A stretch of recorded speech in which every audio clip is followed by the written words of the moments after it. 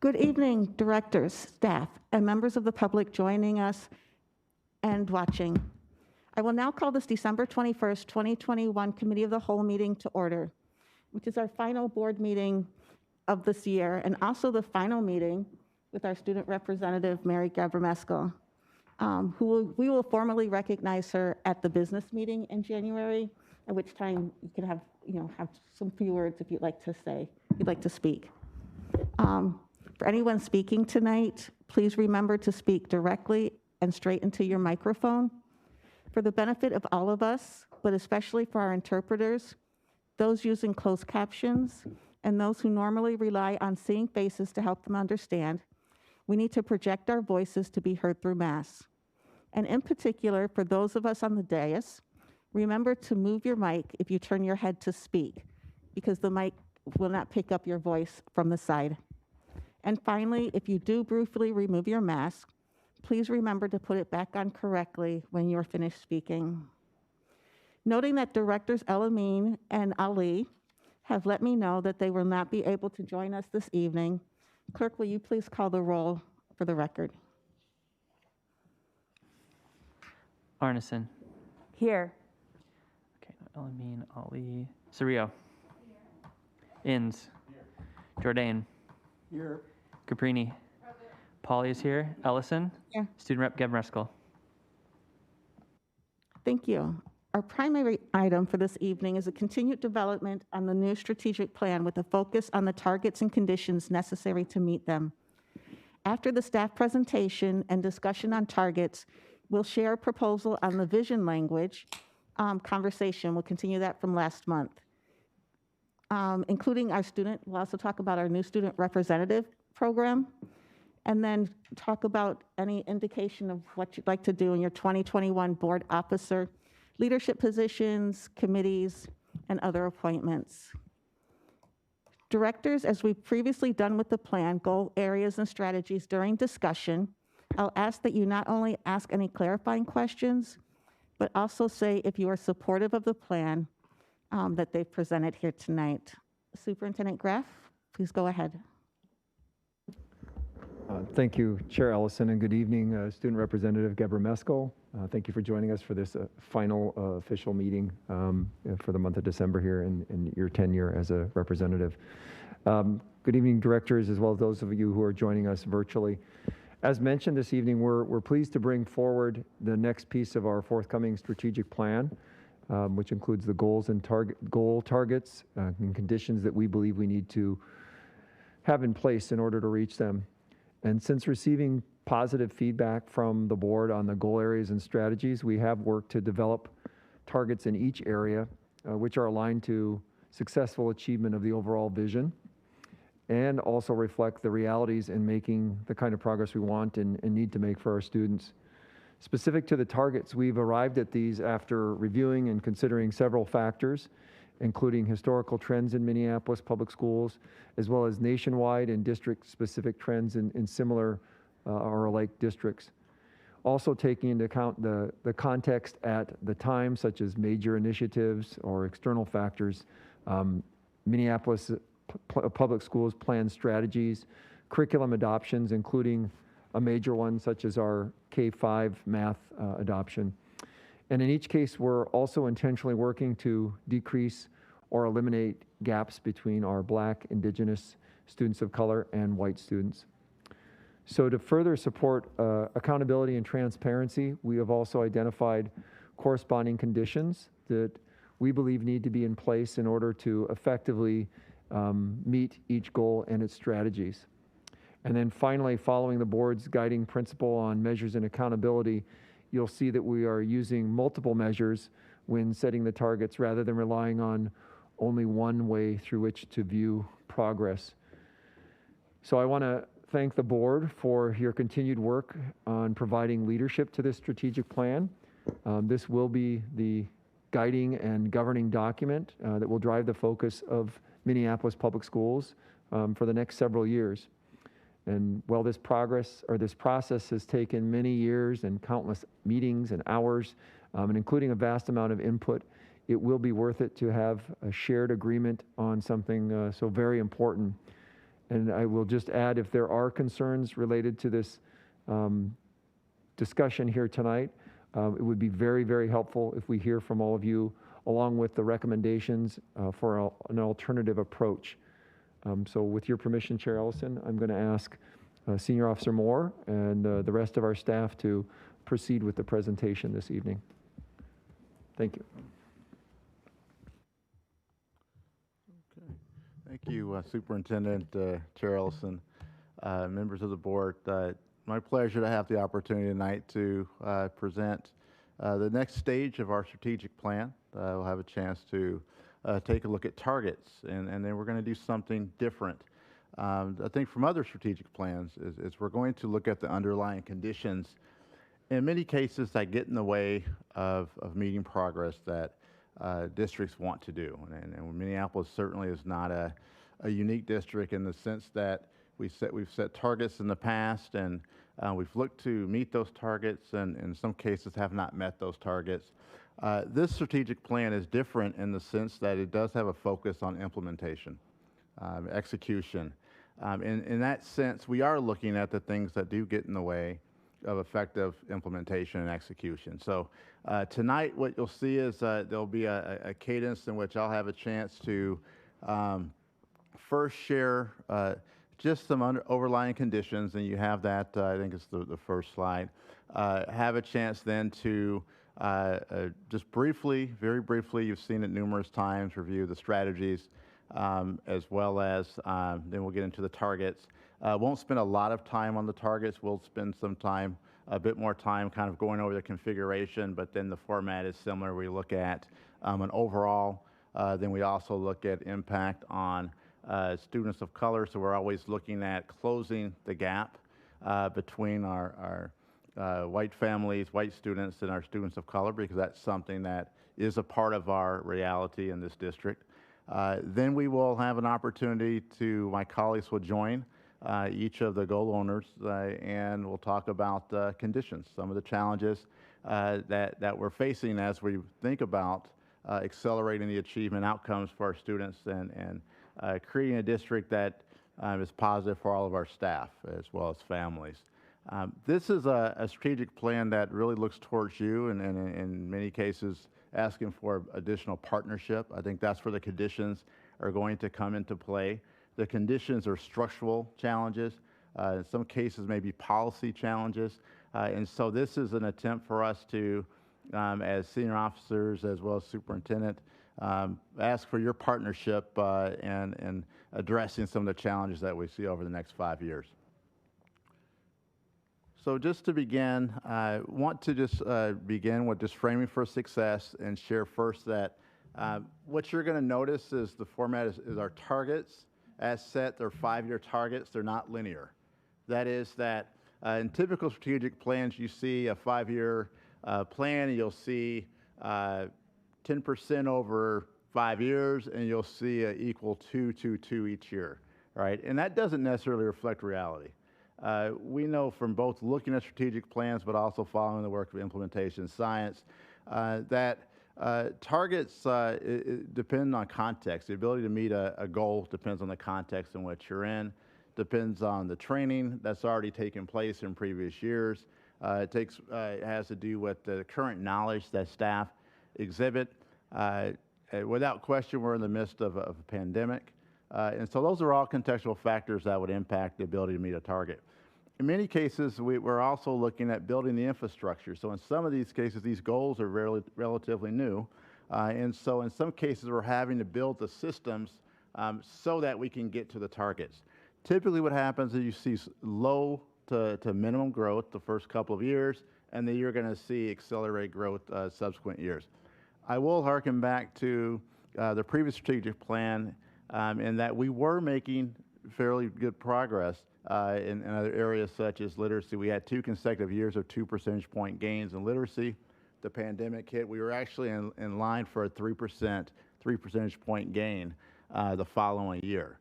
So that there is a thought process behind that.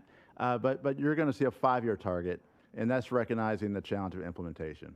Okay, so what you see is by 2026, for example, I'll show you a literacy target, and with 15% will increase our literacy proficiency by 15 percentage points.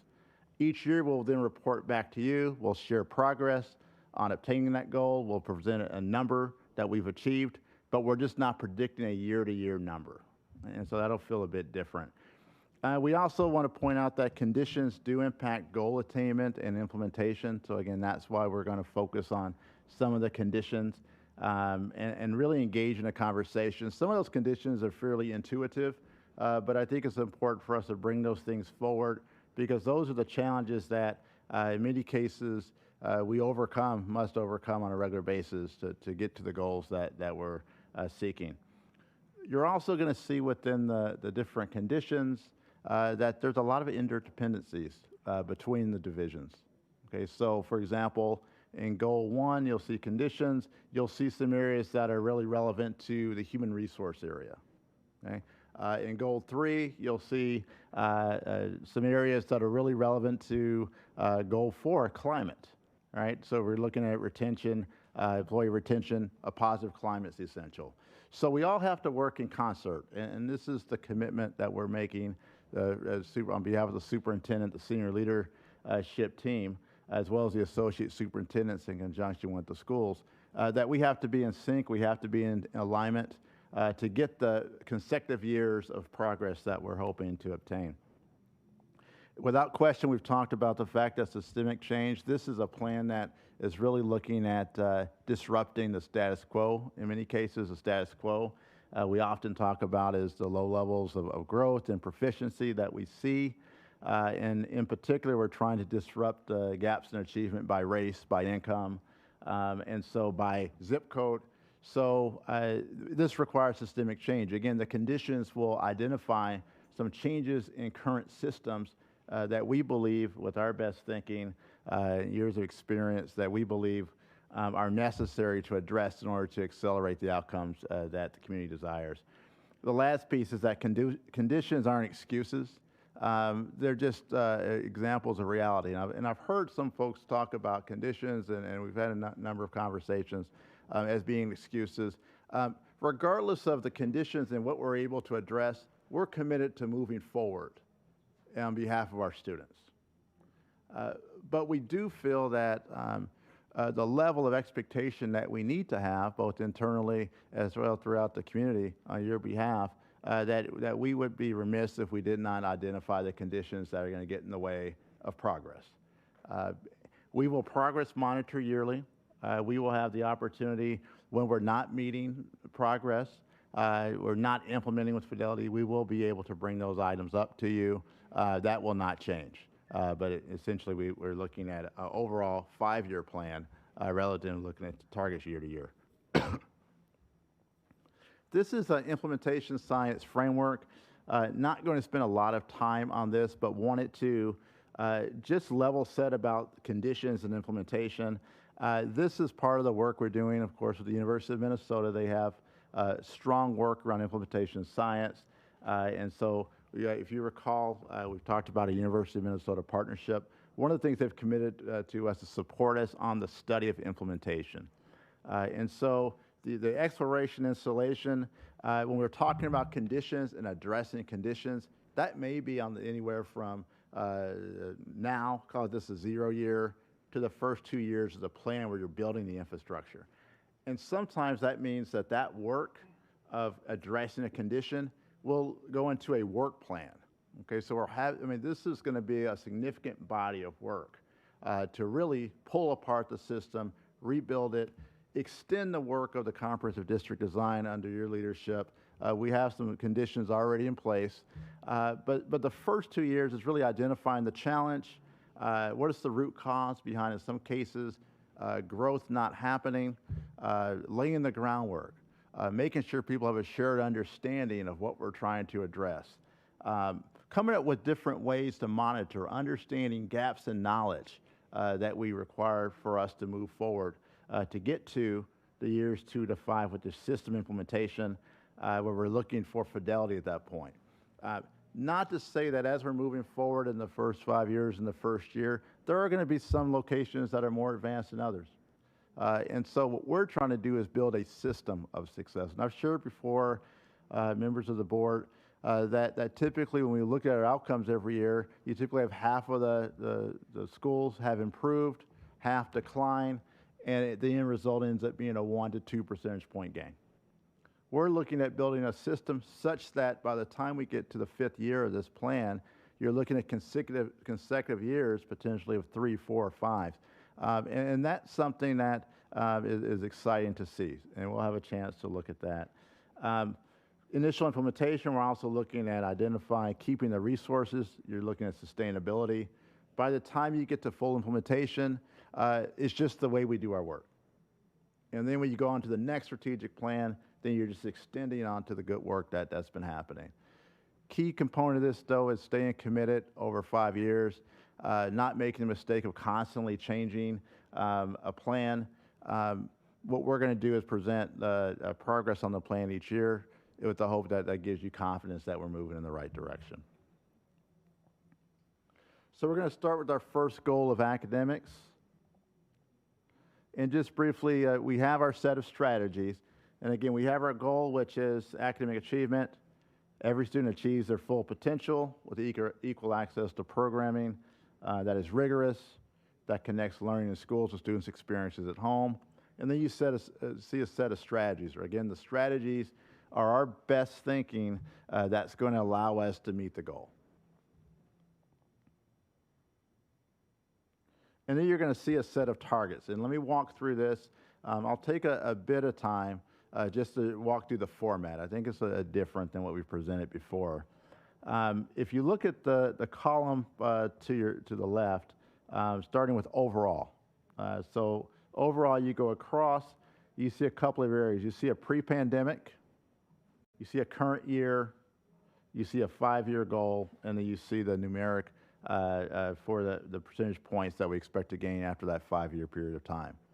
It was really important for us to really take a look at pre-pandemic versus current year. As the superintendent mentioned, we look at trends as we're setting targets, but we look at the pandemic outcomes because we want to understand the reality in which we're sitting in. And there was some thought that had to go into, is it realistic once we're out of the pandemic for us to return to the state in which we were in, which lends itself to a previous trend, or will our conditions be impacted such that as a result of the pandemic, that we may need to start with our current year, which is our pandemic year. Okay, you'll see the difference in the two. This becomes most important, one in academics where you do see some learning loss. So we start with our pandemic year for setting the academic targets. In the goal 3 in human resources, in many cases, we're going to begin with the pre-pandemic, okay? Because there's an assumption that, right, the employment state will move back. That may not be the case, and this is why we look at the monitor every year, and then we may come back and say our assumptions were wrong. In many cases, when you're setting targets, you're looking at trends, and you're also coming up with a set of assumptions. So please ask tonight if something doesn't feel right, and there's some assumptions that seem off. Certainly we've had a lot of conversations, but really look forward to the engagement tonight. The second row will be the achievement gap. So we had lots of discussions about overall, but we don't want to lose the fact that we are a school district with the values of academic and social justice. And so it is our responsibility to make sure that we're closing gaps.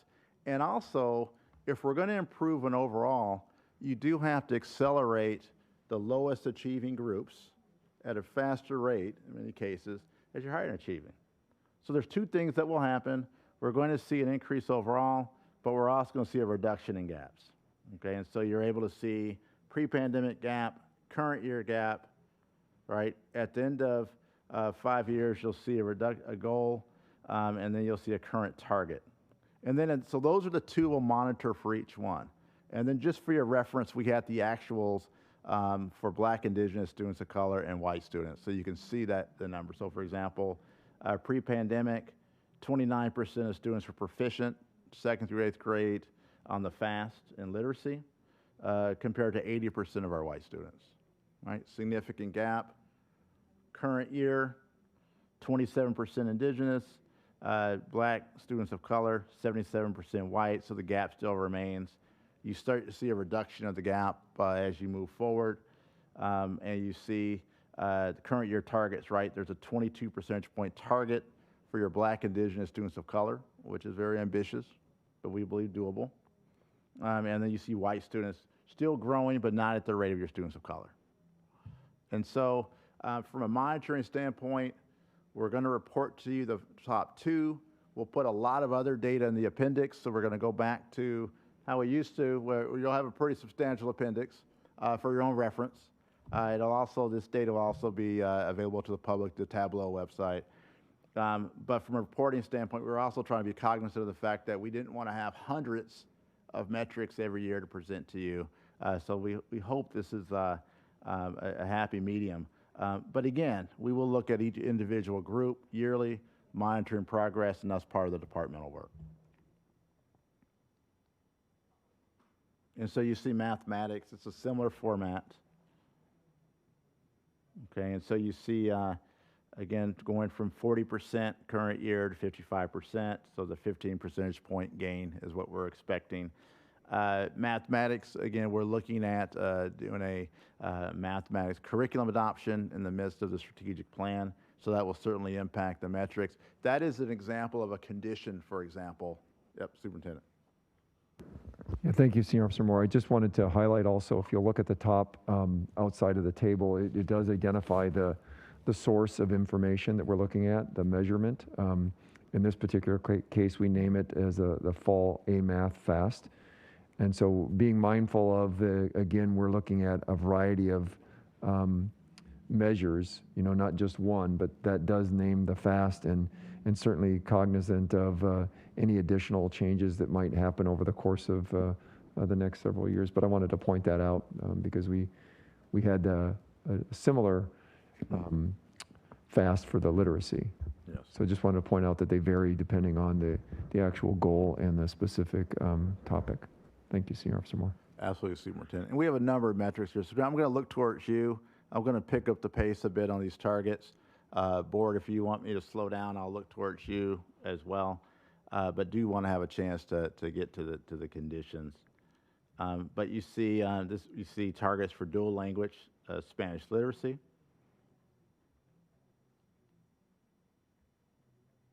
Academic growth. Again, here what we're having to see is, again, our achievement gaps. So our students of color, Black, Indigenous, growing, having academic growth at a faster rate, right, than our white students. Again, that's going to close the gap, but it's going to accelerate achievement for all students.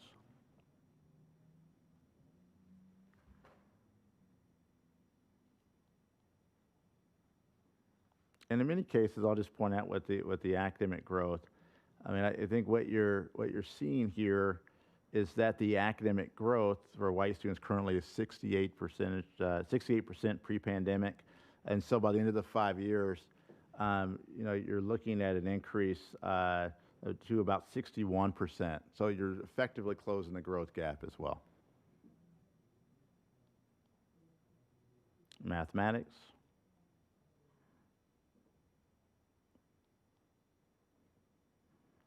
Kindergarten readiness.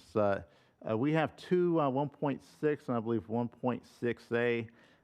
Kindergarten readiness for literacy. So this is overall. And kindergarten readiness is an interesting metric I'll share with you because those are students that come into our system, and so we do have some limited ability to impact kindergarten readiness.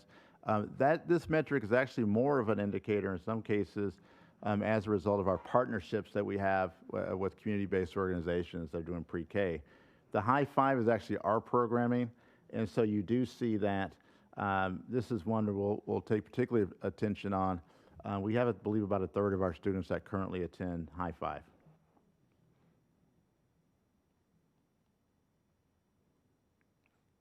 And we have kindergarten readiness mathematics. Again, you see here, if you look at overall, you do see a learning loss effect, if you will. 47% of students kindergarten ready pre-pandemic. This year, 40%. And so we started with, again, the current year, as with these metrics, getting to the goal 55, so a 15 percentage point increase, gap reduction 17 percentage points.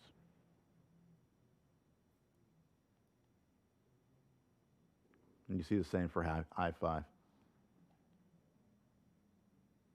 For your graduation rate, we've had some really nice gains over the years with our focus on graduation rates, with our focus on 9th grade on track. We expect to continue to grow and gain with additional supports that we have with both the comprehensive district design. There's also some opportunities with our ESSER funding to support 9th grade, address 9th grade course failure, as well as additional student supports. But by 26-27, expect overall goal, 90% of students will be graduated within 4 years.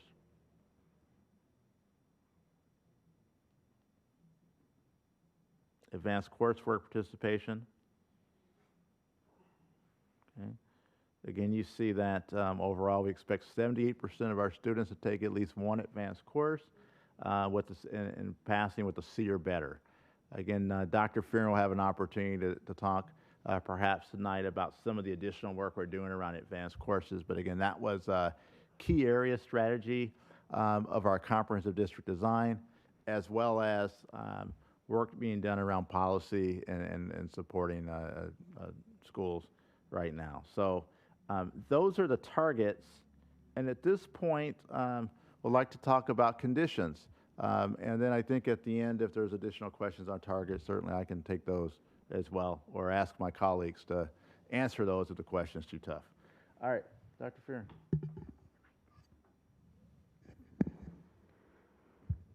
Hi, good evening, Superintendent, Chair Allison, Board Directors. So I want to walk through the conditions that you saw the metrics, you kind of saw the end goal that we'd like to get to. But again, what Senior Leader Moore was referencing about the conditions, like these need to get set into place.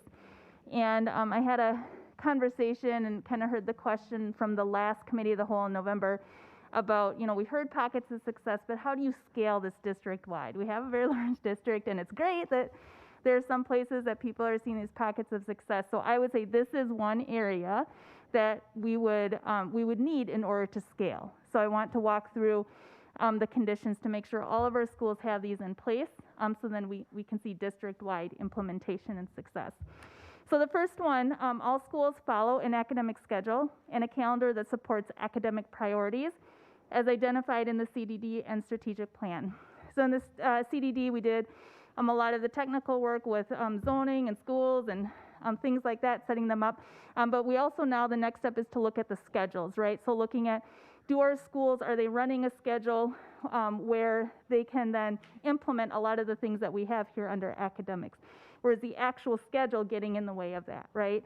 This also refers to our district calendar, making sure that our district calendar represents all of the time and the efforts that are needed in order to bring this home, right? Because if we don't have that set into place, then we're basically asking an impossible task of our staff, right? So again, making sure that we're very clear on what the schedule should look like so that our students have the opportunity to learn everything that they need to learn.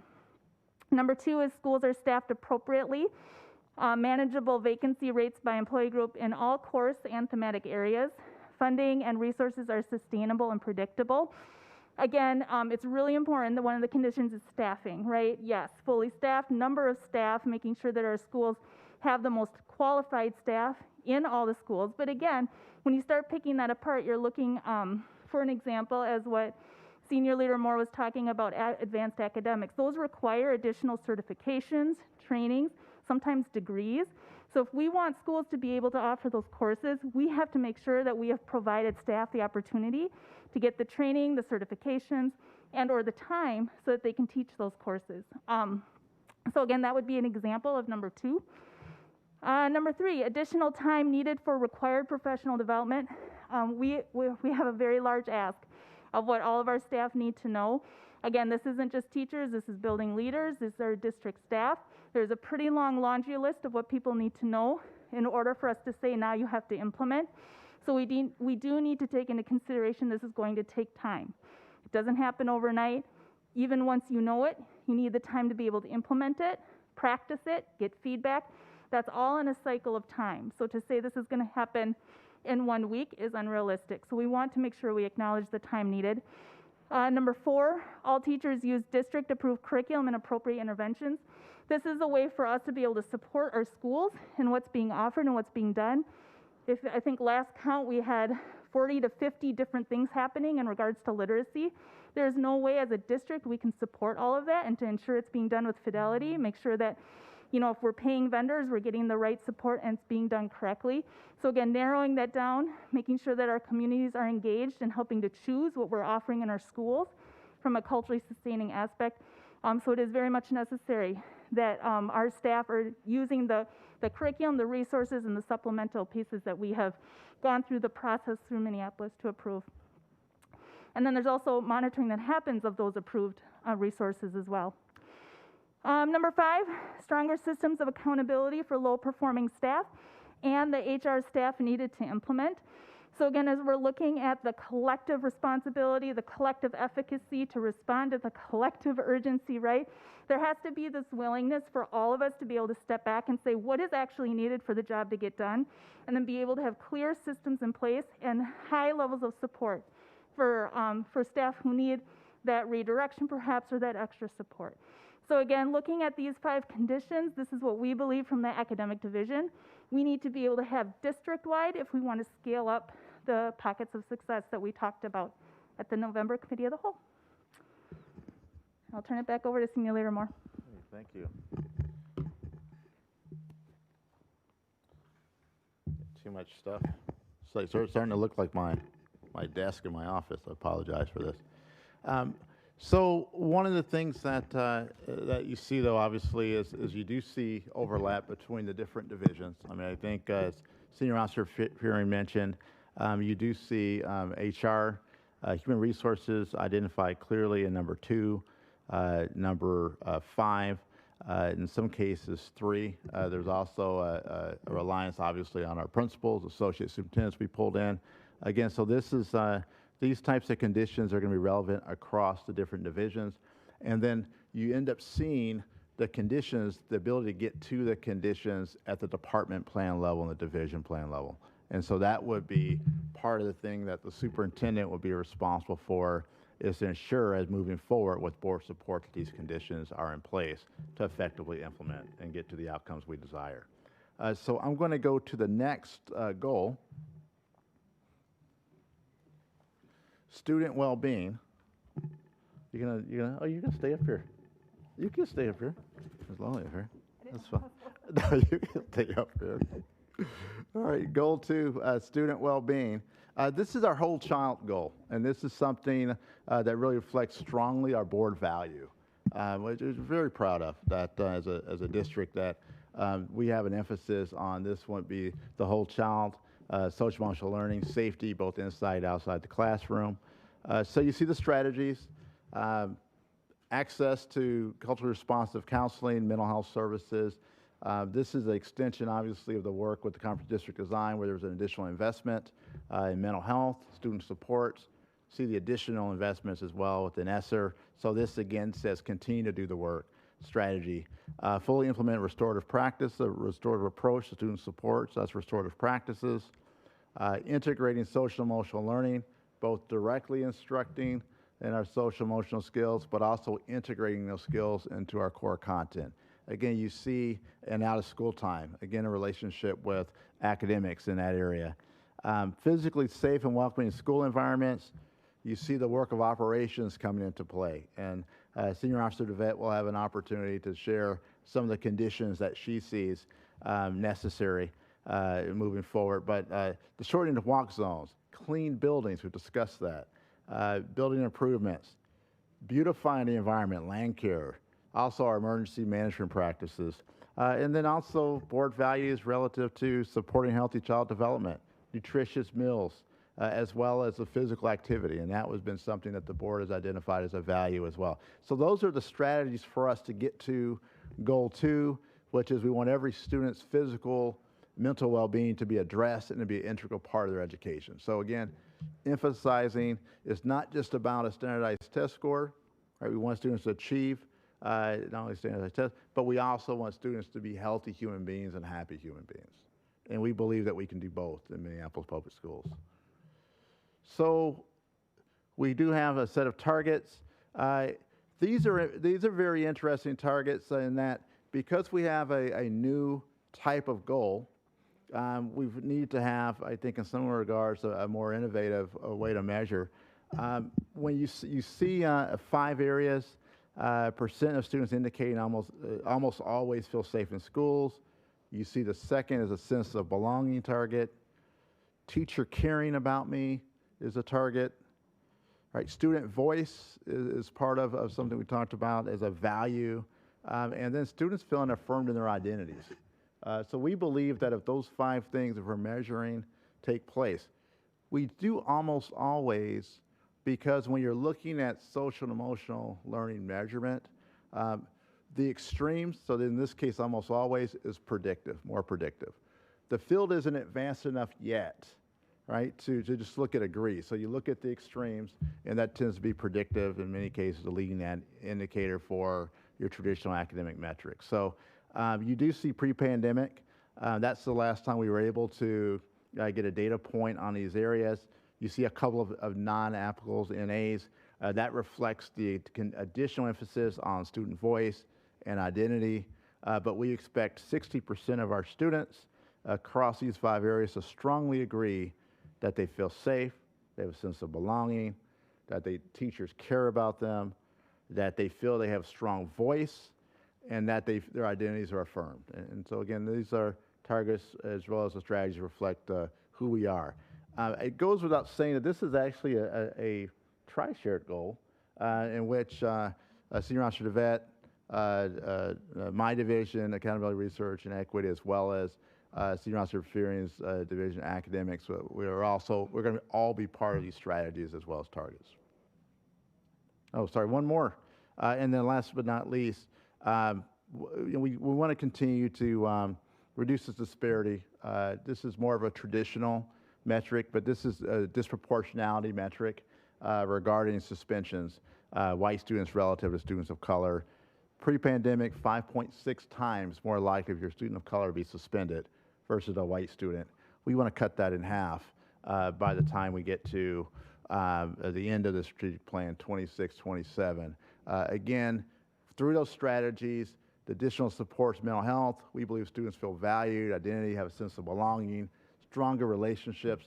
We think we can cut that disproportionality in half. So that is the work that we seek to do. Conditions. All right. Good evening, Superintendent, Chair Ellison, members of the board. This is where I get to step in a little bit. Senior Officer Moore has already done a lot to introduce these conditions piece, but I think it's exciting to me that we're publicly naming these conditions, because really looking at a work planning process and talking about the risks to implementation and how we're going to mitigate those risks is a real basic tenet of work planning and our ability to be successful in this work. So I'm excited to participate in that discussion. And I think, Senior Leader Moore, to your point, this one goal really illustrates the interdependencies of the work that we do in our different divisions. Starting with academics, as we've already mentioned, and the accountability and equity research work that Eric's division does. And then more broadly, when you think about operations, it's not just the operations division, but it's HR, it's finance, it's IT.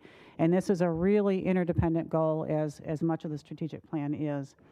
So first, mental health supports appropriately resourced and staffed.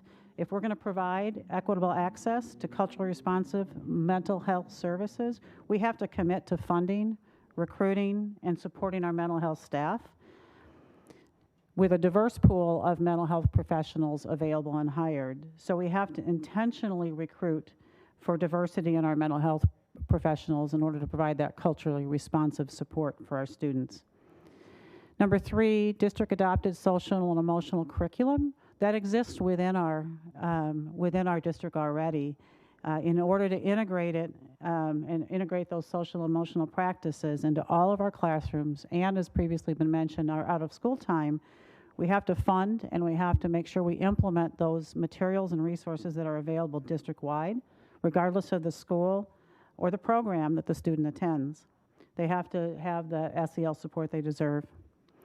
Number 4, adequate fill rate of operations positions, including child nutrition, building engineers, and bus drivers.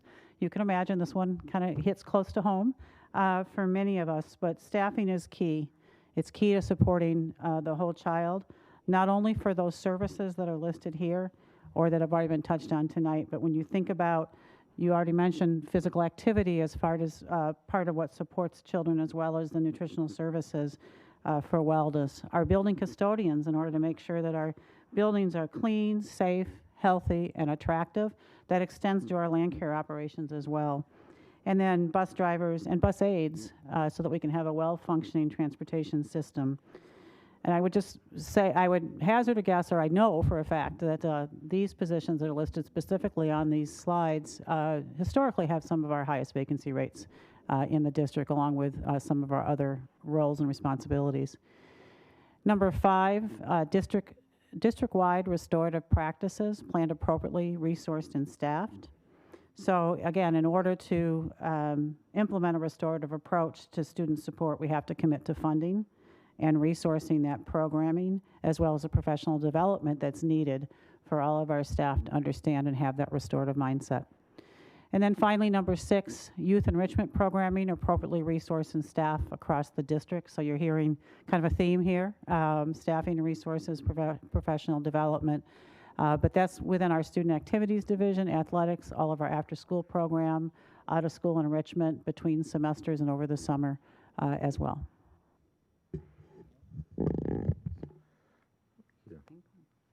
Thank you, Senior Officer DeVette. Again, a thing, as Senior Officer DeVette mentioned, clearly there's relationships across various divisions. I mean, as senior officers across areas, I mean, we're committed to the whole child, and of course, clearly evident as we're in the midst of a pandemic, the context in which we're in.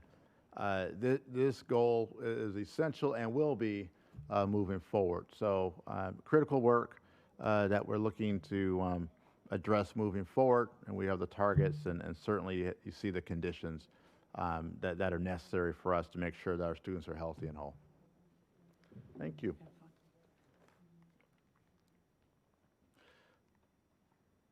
Goal 3, effective staff.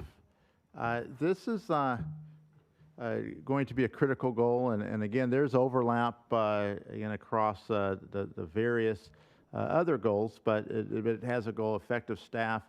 The critical, you cannot underestimate the critical impact that strong teachers have on our students, and other support professionals have on our students in the classrooms.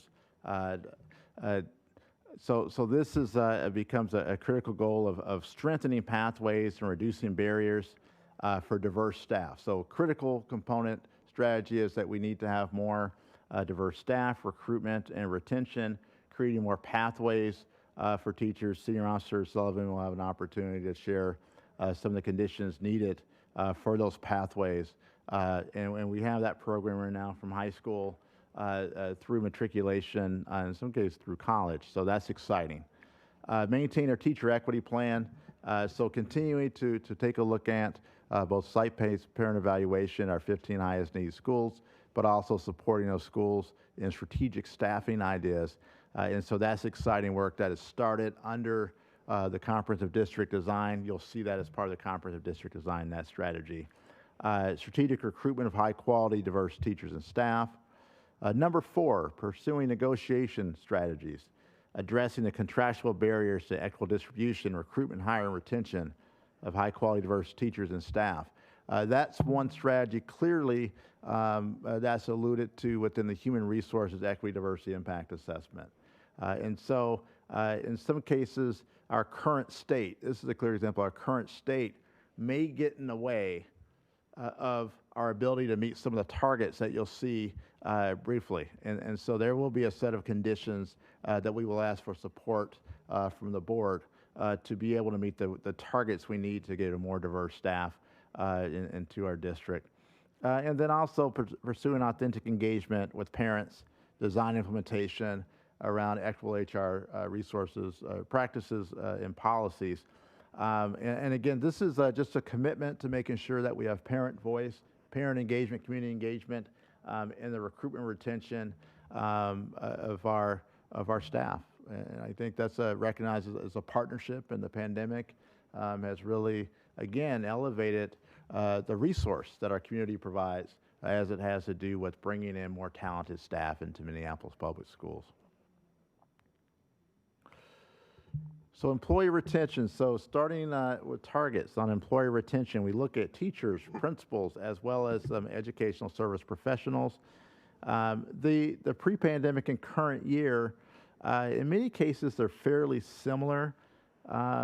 What we're looking for is we looked at the pre-pandemic as the target setting with the assumption, again, I mentioned, that we do anticipate that some of the labor shortages and challenges that we're having with the pandemic will abate a bit, but this is one we'll monitor closely. We're going to take a look at the trends. I mean, this is one where you could easily have just set this, the target on current year.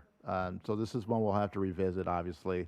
But what we're looking at across the first 90% across all groups, when you see the number 90% across all groups, 94%, right, teachers, right? So you're looking at there's overall white staff, Black, Indigenous, staff of color on each of these. What we're looking for is really trying to address the retention gap between our white staff and our staff of color.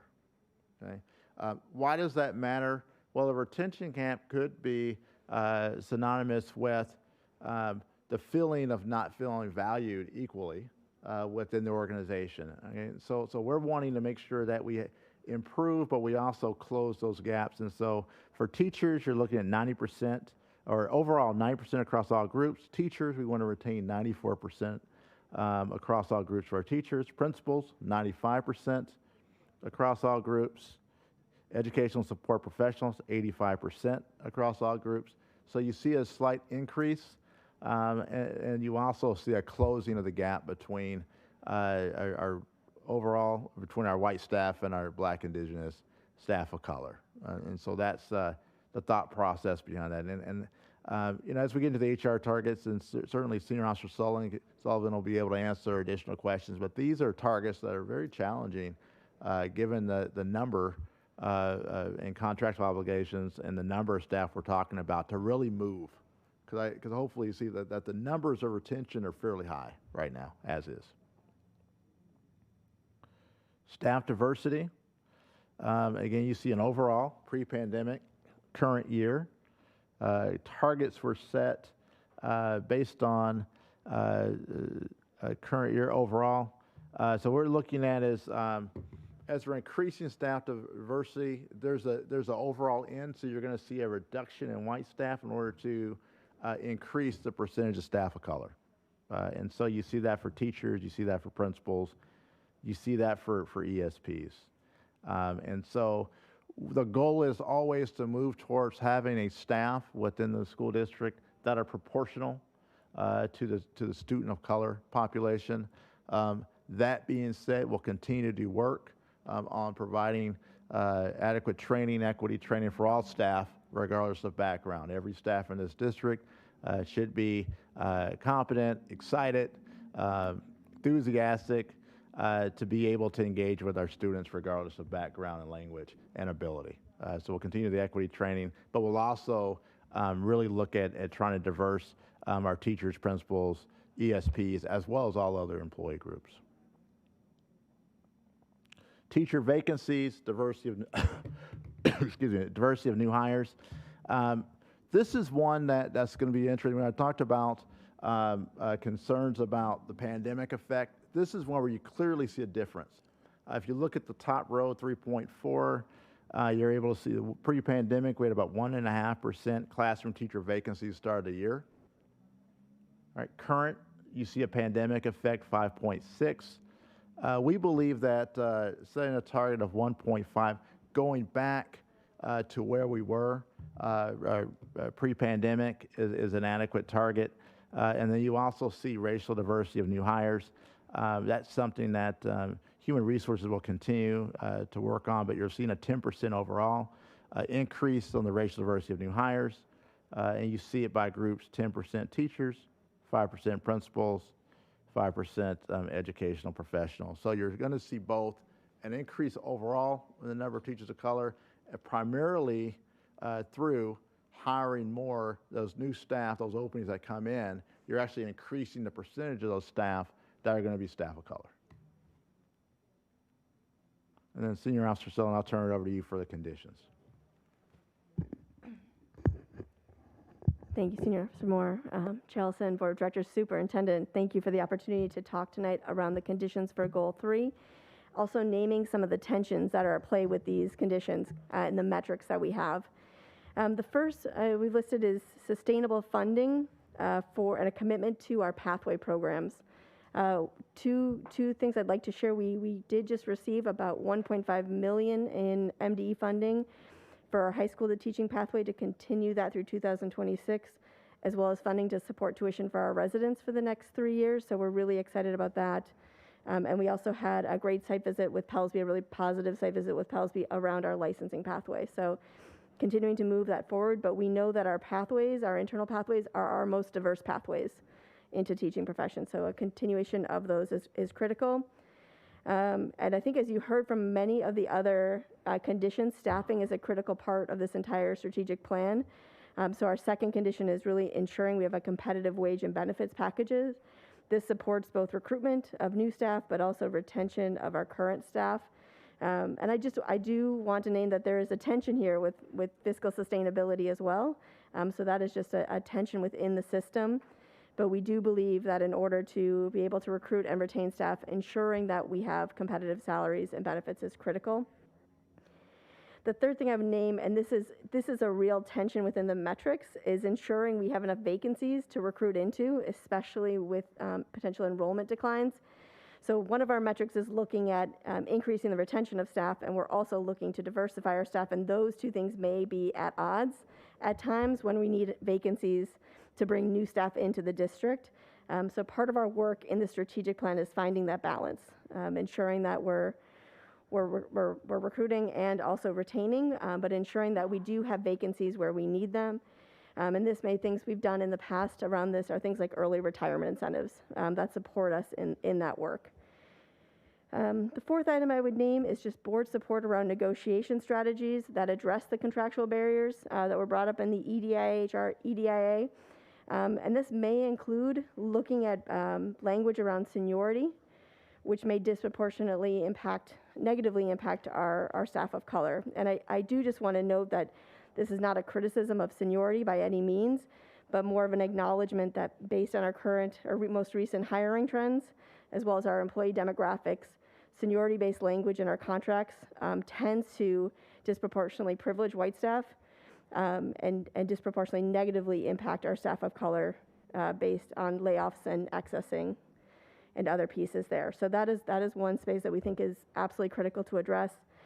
And 5, as mentioned with the HR EDIA as well, climate really matters. The lived experience of our staff within our schools is important. And so there's a direct link with ensuring we have a positive climate, which links into Goal 4, which Senior Officer Moore will cover next.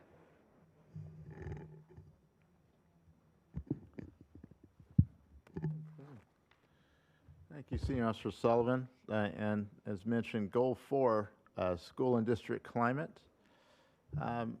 Just briefly, strategies. So fully implement the climate framework to ensure all district staff, parents, and students feel heard, valued, and respected. We also want to utilize our district equity competencies, and you've had that presented to you previously. So again, we want to use those equity competencies to inform district hiring and retention practices. Again, you're seeing hopefully that relationship to Goal 3, embedding that in our professional development opportunities as well as our professional support systems. And so trying to align both performance management as well as making sure our teachers and staff have those competencies, that needed knowledge to be able to effectively serve our students. So clear alignment between providing our staff what they need in order to better serve our students, and then having a performance management system to support that. Consistent opportunities for our youth, our community, our families to provide feedback on the work that we do. So you're going to see structures such as youth participatory evaluation, parent evaluation, citywide government, our equity, diversity, impact assessment committees being a part of that. Ensure that our student placement practices support integrated learning opportunities. So one of the things that we declared during the comprehensive district design is that we wanted to have integration whenever possible, both economic and racial, and that we also believe that a positive climate is also going to support, you're going to see retention, and that as we move forward to comprehensive district design, as well as the strategic plan, if families and students feel valued, heard, and seen, we're going to retain more. And that positive word of mouth is going to go throughout our community. And then we're going to see more families within a school's attendance area choose Minneapolis as their first choice. And so that is why climate matters. I can't understate that enough. And then also we will support community partnerships. So again, this climate, school and district climate goes also asking for our community partners partner with us to support extended experiences for students, learning opportunities, experiential experiences, et cetera. So our targets, again, these are, again, what we call non-traditional. So we're looking at almost always, so that will be your extreme.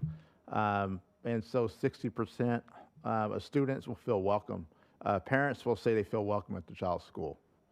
Again, we believe that if families feel welcome, then that'll support retention, for example. And again, going back to data regarding the comprehensive district design, we knew that 80% of our families mentioned 80% of families for students of families of color that left the district. They identified academic rigor, goal 1, safety. You're going to see elements of that in goal 2, as well as feeling welcome and valued, goal 4. So we're attempting to always align, going back to the first presentation, members of the board, we're always attempting to align what are our families and our students saying as we're designing and coming up with our strategies here that you see. 4.2, we're looking at the percent of our site council. We want proportional representation by race. That is something that is identified in, I think, policy 1692 on site councils. And so we're looking at 100%. Now, we think we can do that. Typically, you don't identify 100%. But we think 100% of our site councils will be representative. So that is ambitious. You never do 100%. We're going to do 100% on that. That's something that is within our control. That is has to do with really developing the relationships with folks in the schools and getting families as part of those site councils.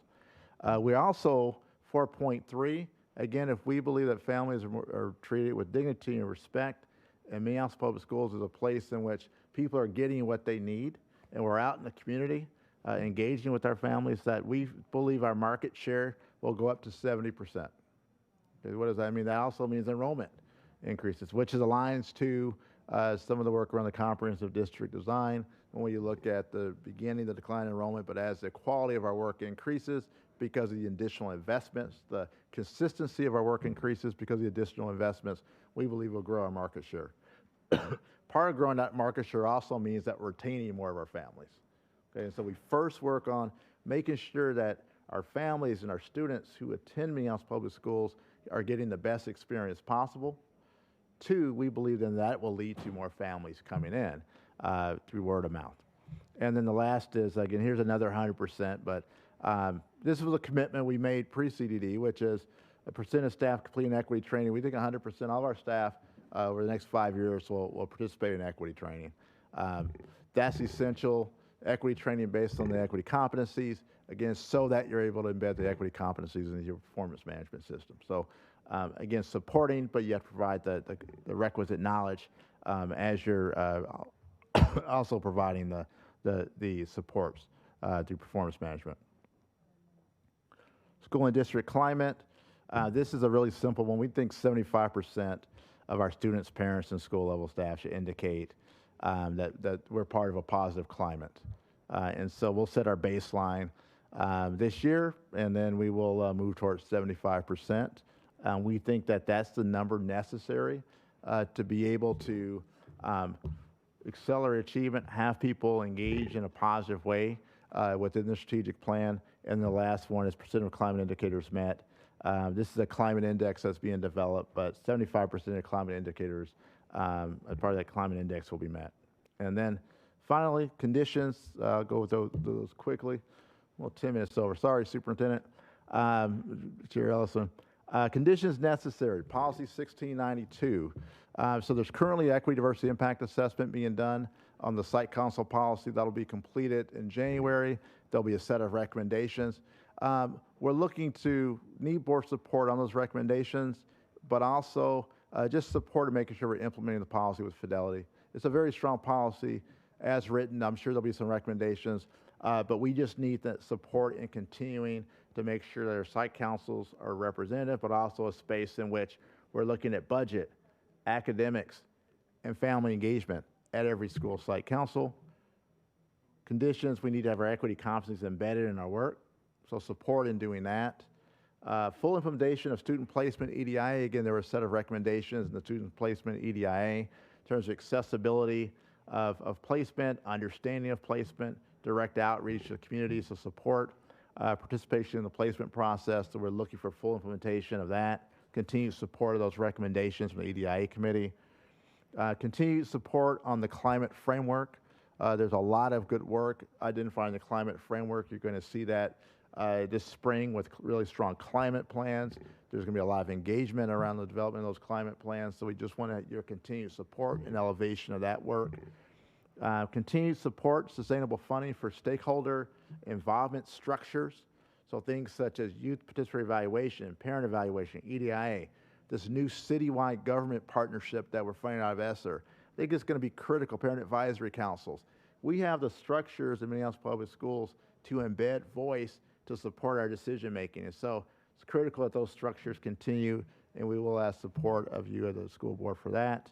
And then we want to make sure that we continue to have magnet pathways that are clearly articulated, funding for thematic instruction, integrated learning opportunities. We want to make sure that's sustainable and predictable.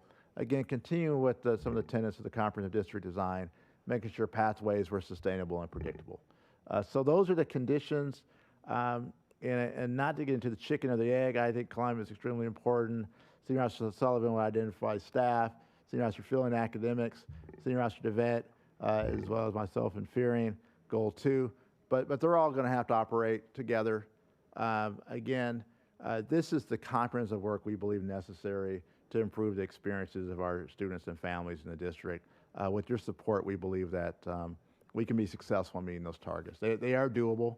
They're challenging, but they're doable. And so we need your support on the conditions as identified. So at this point, Superintendent, I'll turn it over to you, Chair Ellison, members of the board, for questions. Thank you, Senior Officer Moore. Thank you as well to your colleagues, everyone who was able to share a little bit about the conditions that we have determined need to be met in order for us to be effective with these strategies and the outcomes that we want. So at this time, I'll just defer to the board for questions. Thank you, Senior Officer Moore and Superintendent Graff. Directors, hit your request to speak button if you have any comments, concerns. Remember, when you're speaking, to let us know if you're supportive of what you've heard here tonight, and if not, any tangible changes that you think we should make, that should be taken.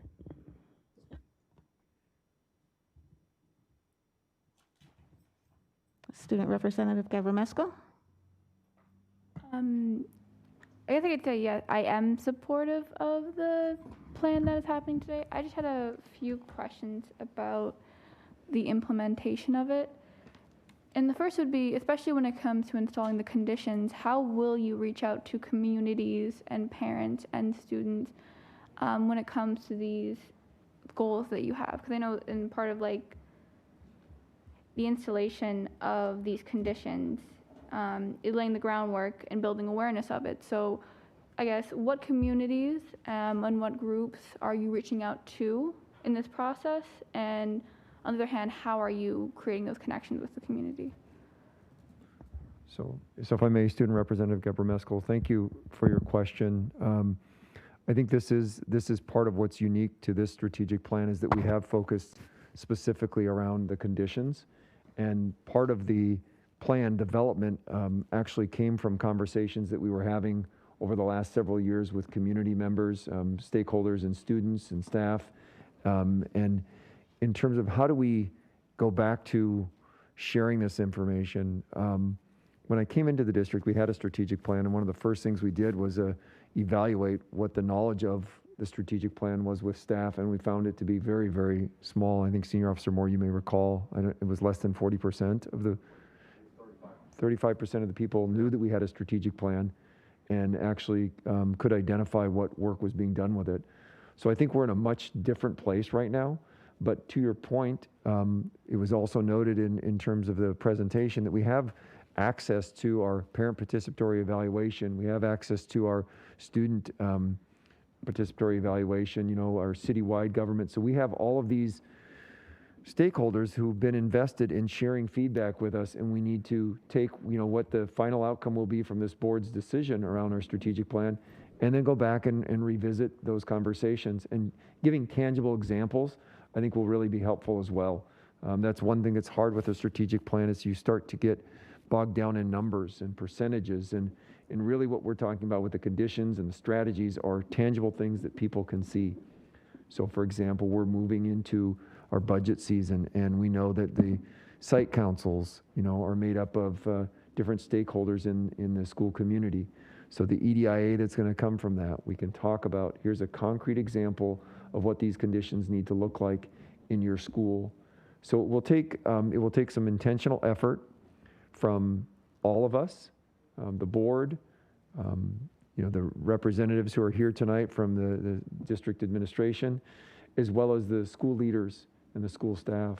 It's going to take a lot of ongoing kind of communication and concrete examples for us to move forward with this. And the goal is to obviously implement this at the start of the school year, but between now and the end of the year, depending on how the outcome is with this strategic plan, that will be the work. And Senior Officer Moore, if you have something further to add. I'm just going to, it made me think about the fact that, you know, strategic plans are cultural documents in the sense that culture is the way you know and do things. And so you have a set of goals and strategies. And so you have to stay consistent. You have to keep your eye on the prize. You have to continue to do the work over 5 years. And as you continue to use the language and you continue to implement the strategies and we continue to talk about the target and monitoring to various groups, then people start owning that plan. They start seeing their work in the plan. I was thinking about the work around implementation science. And so in many cases, we are in this exploration installation phase. We're doing it the right way in the sense that we've had ongoing conversations, members of the board, you know, how we've broken it apart in terms of the mission and vision. Then we've had a chance to talk strategies, and then we've had a chance to talk targets. We're chunking it, and we're consistent and ongoing and talking about it. But this idea of like building awareness, determining how you do progress, that's the installation stage of a strategic plan. So that we're in 0 year now, and so the first year of the plan is the new year. So we have a bit of time, right? We have over 6 months, and we've been talking about the plan for maybe close to a year.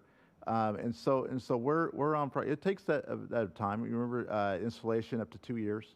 I would predict at the end of next year, people will have a greater than 35%. I think if we did that now, Superintendent, significantly more people would know that we are going through the process of a strategic plan. In fact, I've noticed already directors, executive directors, the language is owned by your senior officers. So this, I'm very, very confident. Director Gabriel, you always make me think about how do you embed that in students. How do students own a strategic plan? Okay, and so this is where we work with citywide, and we have those conversations. And again, we approach that with the state of humility. What is the best way for students to understand a strategic plan? That's something typically, again, districts don't do. We need to do that so that there's ownership. So that is why we have that citywide government structure as an opportunity to engage in that way. But we're on course. We have a lot of, we're in the installation phase where folks are getting to know what we're doing. They're seeing us consistently talk about the strategic plan. And so I do believe there's some nice ownership The last thing is that again, it's an extension of work we've done. So the comprehensive district design, you see elements of that in the plan. The climate framework, you see that language. So it's an extension. So some of the language already exists in the system. You just bringing it back to the strategic plan. Yeah, I agree. I just feel like the language, especially like I understand this is just the first implementation of it, but it's very vague around how that groundwork is going to happen and who the partners are going to be in that process. I was also going to ask, especially I feel like a lot of the goals in the plan kind of hinge around the hiring of not only teachers and ESPs. I know that's been kind of addressed that there is like a limit when it comes to like hiring, and there is a limit when it comes with the pandemic and everything. But you know, will it really be possible in the next few years to have such an increase when it comes to hiring, especially when it comes to like stuff like funding? Student Representative Gabor Meskel, could you repeat the question? I'm not sure I heard it correctly. Was it related to will we have funding to be able to provide Yeah, well, the will it be level of possible staffing we within need? like the 2-year time frame in the conditions to have such an increase when it comes to like hiring in the district? Yeah, this is exactly what the intent of a strategic plan does, is it really requires people to understand the conditions that need to be addressed and make very intentional decisions about how we prioritize our resources. So I don't think I could tell you like, yes, there'll be a significant amount of money available for us to do X, Y, and Z in this plan. It's going to require trade-offs. It's going to require evaluation of what progress we're making. You know, some of the considerations for conditions were very clearly, in my mind, were very clearly dependent upon how we prioritized our resources. So those are things that we will have to do, this board will have to do, you know, going forward. So that, I guess we probably could have put that in there as part of every condition, you know, that we'll have to make sure that we're prioritizing our budget. And that's where the support of the board comes in, as they've done for the last couple of years, identifying, you know, these are our priorities, this is what we want to commit to, and being very clear about that. So I think funding will always be a challenge in any year, whether it's a pandemic year or several years out. And it really will come down to, again, the utilization of the strategic plan and our ability to bring that information on a regular basis to the board. That's going to be critical also, provide those updates so we can make decisions, you know, in a timely manner and not think that, well, we set this plan for 5 years and we'll probably need to start looking at it 3 years from now. It's going to be much more consistent where we need to bring these conversations forward.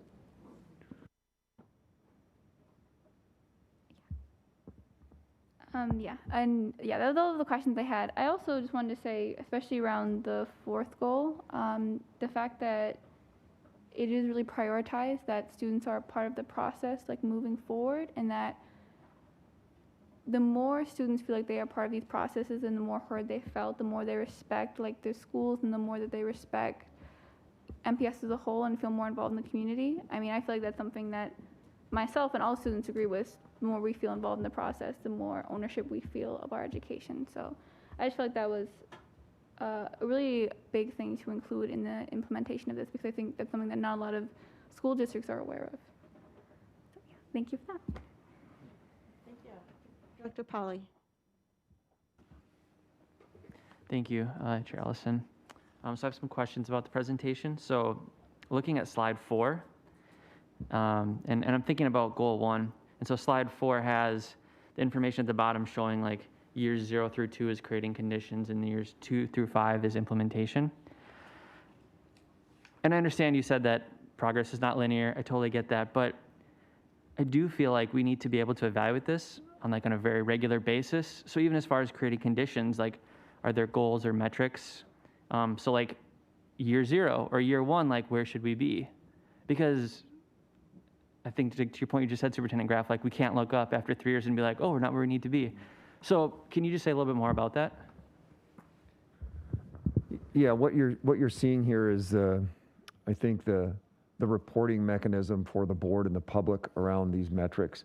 And as every senior officer sitting here and the associate superintendent, the conversations we've been having are, what does that work plan look like for you and your department? So it's a cascade of information that they're accountable to communicating to their direct reports and through the departments. How do we lift that up in a way that is measurable and tangible? I think we probably have to have more discussion around that. I think there's certainly an expectation of accountability from me as a superintendent that I have to the board, to the public, and certainly to the people who report directly to me. Like, those are part of their work plan goals, but I don't know that I have an exact answer where we can say, and this is what that reporting document will look like for a bigger discussion with the board. I think what we could do is we could get into those conversations on what progress are we making around the conditions. And we would be able to then anecdotally, share some of the examples. And I'll use the scheduling one as an example just because it's top of mind for me. And I will tell you that is a constant challenge in not only a school situation, but in a district. How do you develop a clear schedule that people understand has to provide consistent access to literacy, if you will? So what we would be able to do is through the process of the spring schedule development, working with the associate superintendents, the building principals, saying, let's take a look at your schedule. Let's evaluate where you have your blocks for literacy. And it'd be very intentional in that regard. It's going to be critical for transportation then as well, because we know that school starts at a certain time and it ends at a certain time. So trying to align where those bell times are so that we have enough time in our school day.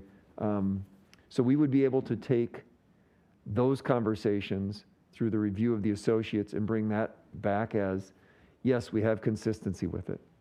Now the monitoring would be the ongoing work that has to happen as well. The support of the board in those cases would be the tension that's going to exist when someone says, we want to have a little bit of flexibility in our schedule, or our lunch period is going to extend beyond 2 sessions. It's going to be maybe 4 sessions.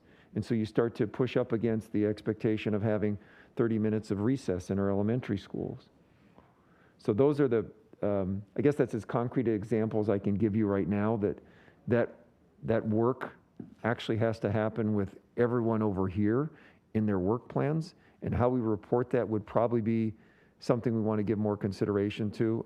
But I believe it would be giving an update on the conditions and trying to give some tangible example of, if we've got more than 70 schools, it looks like right now we have 95% of our schedules that are set to meet the support of the condition.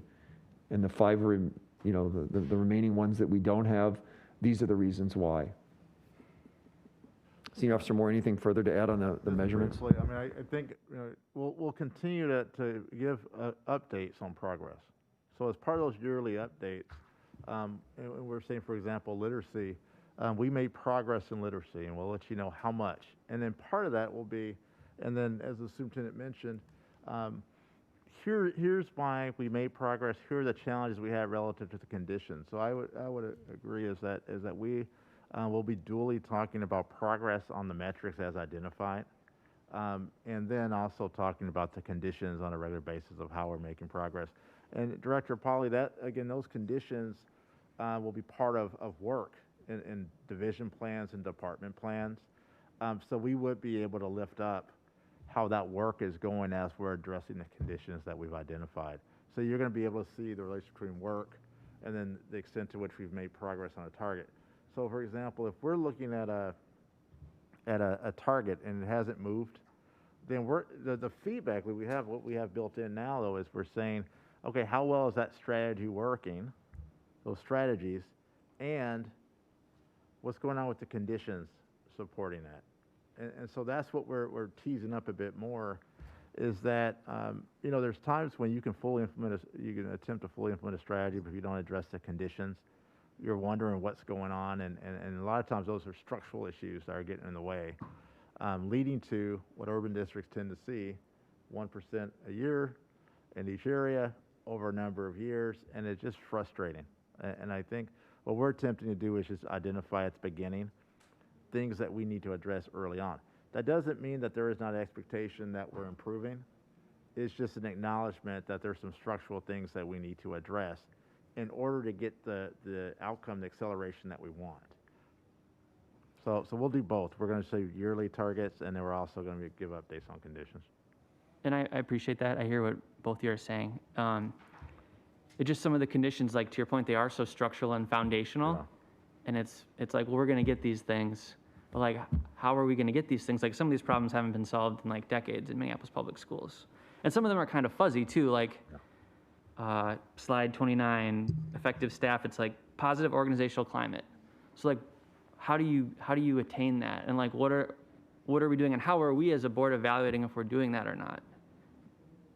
So I guess you're at like one of the things, sorry, I keep going for the microphone.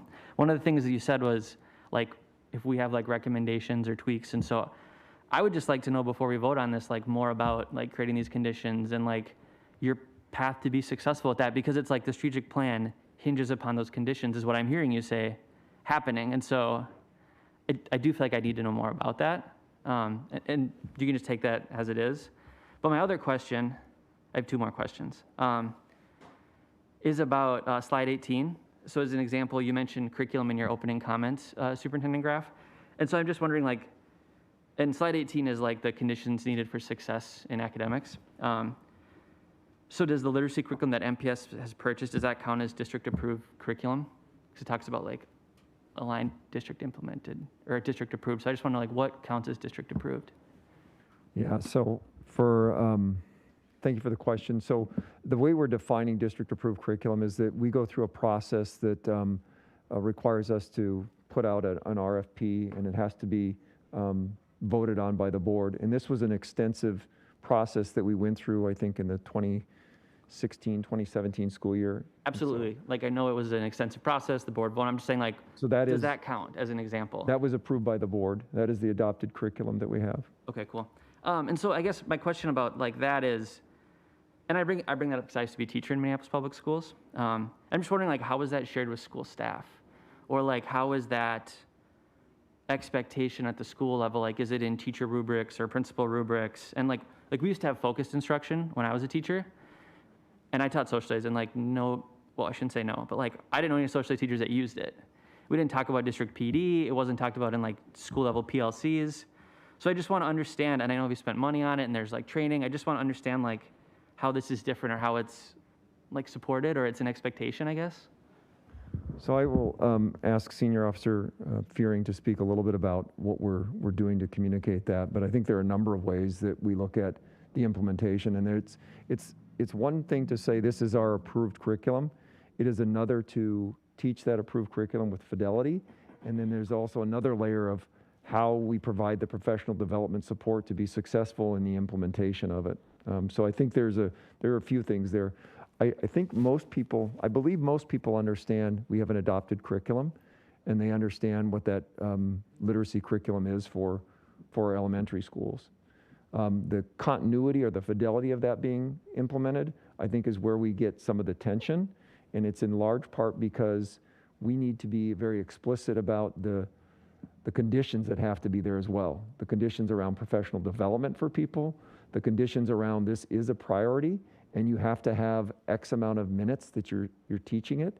And then these are the targeted kind of elements that have to be taught, you know, in terms of the scope and the sequence of it. You can't pick and choose certain pieces of the standards, you know, to teach. They're there for a purpose and a reason.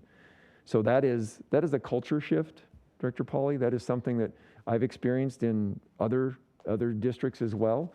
And it is part of that expectation of being consistent with what we are committing to, being intentional in our decision making, and then also being focused around where we're going to prioritize our efforts, you know, not being distracted with different things. So Dr. Fearing, anything further to add around how we can, if I understood the question, how we can ensure that people know what the curriculum is, and how do we get to that level of monitoring of it? Yes, Director Polly, thanks for the question. Making sure you can all hear on the mic. So I think, you know, two things I would like to highlight. One is curriculum is a tool, right? So the curriculum in and of itself is not going to be the one that's standing up front and teaching the students and having them engage in the learning that needs to happen. And so Minneapolis Public Schools, as referenced went through, the process of choosing a tool that would best support literacy instruction.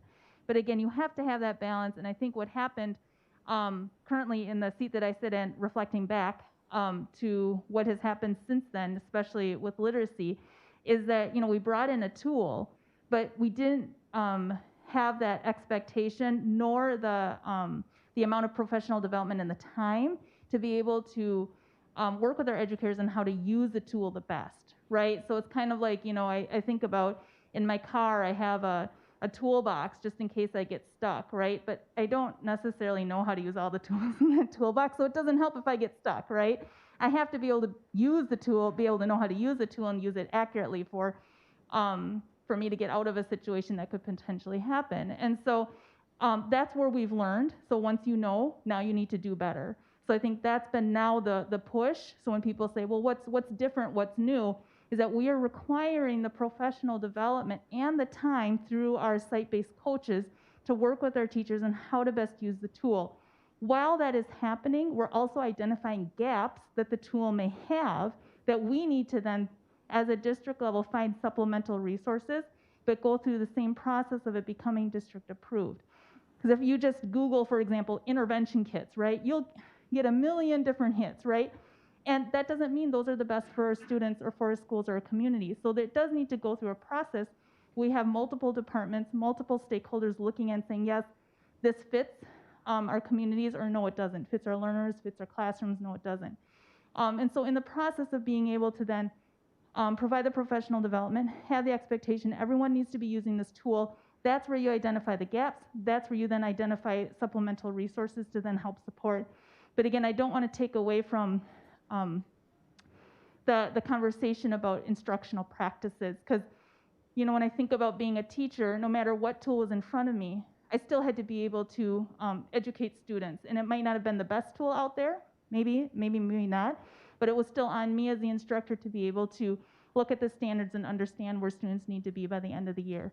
But I think just quickly too, because literacy benchmark was the example here, we're now adopting a math curriculum, right? But there has to be very consistent and scheduled reviews of the curriculum that we adopt, because it might be good for us in this day and time, but there has to be a cycle of review. And if it finds out that that is not the best for us in future years, we have to be able to adjust as well. So I think we've missed that cycle, having that cycle of all of our curriculum. So putting that into place as well, I think will support making sure we have the best tools in front of our educators to use for students. Thank you. And I appreciate all those answers. I guess coming back to like the recommendations or the tweaks. So I would recommend that, Superintendent, that you set clear expectations with educators and staff around their important role in the strategic plan. And I say that because I didn't feel like that happened in Acceleration 2020 when I was a teacher. And so otherwise it's not a plan, it's a hope. Like we hope they do these things, right? And I also think, and Student Rep. Gabriel, you brought this up, like I think it's really important as we build out the budget this year that it's like very clearly articulated how the budget asks, right, from staff from different departments and things like that, how that is needed to realize the goals of the strategic plan at like our board meetings, at site councils, all those things, because I don't know, it seems like a very heavy lift to get all these conditions into place. And so I feel like we need you to tell us what you need from us to be successful. And I have another question, but I will email it to you because I took up a lot of time. Thank you. Chair Ellison, Director Polly, I just want to briefly say, so the positive climate, organizational climate, that's the work behind that is actually the climate framework. So we're in phase 3 actually of the climate framework right now. So schools this year, I mean, and testament to the leadership of the principals and staff within the buildings, are developing climate plans. And so that work, again, we'll do the same thing with our departments. And then the metrics will indicate the extent to which positive climate is happening. We ask a direct question, but you're also going to see things in terms of retention of staff. You're going to see things such as market share, et cetera. So feel very confident in our ability to monitor progress and even having a work plan behind the development of a positive climate.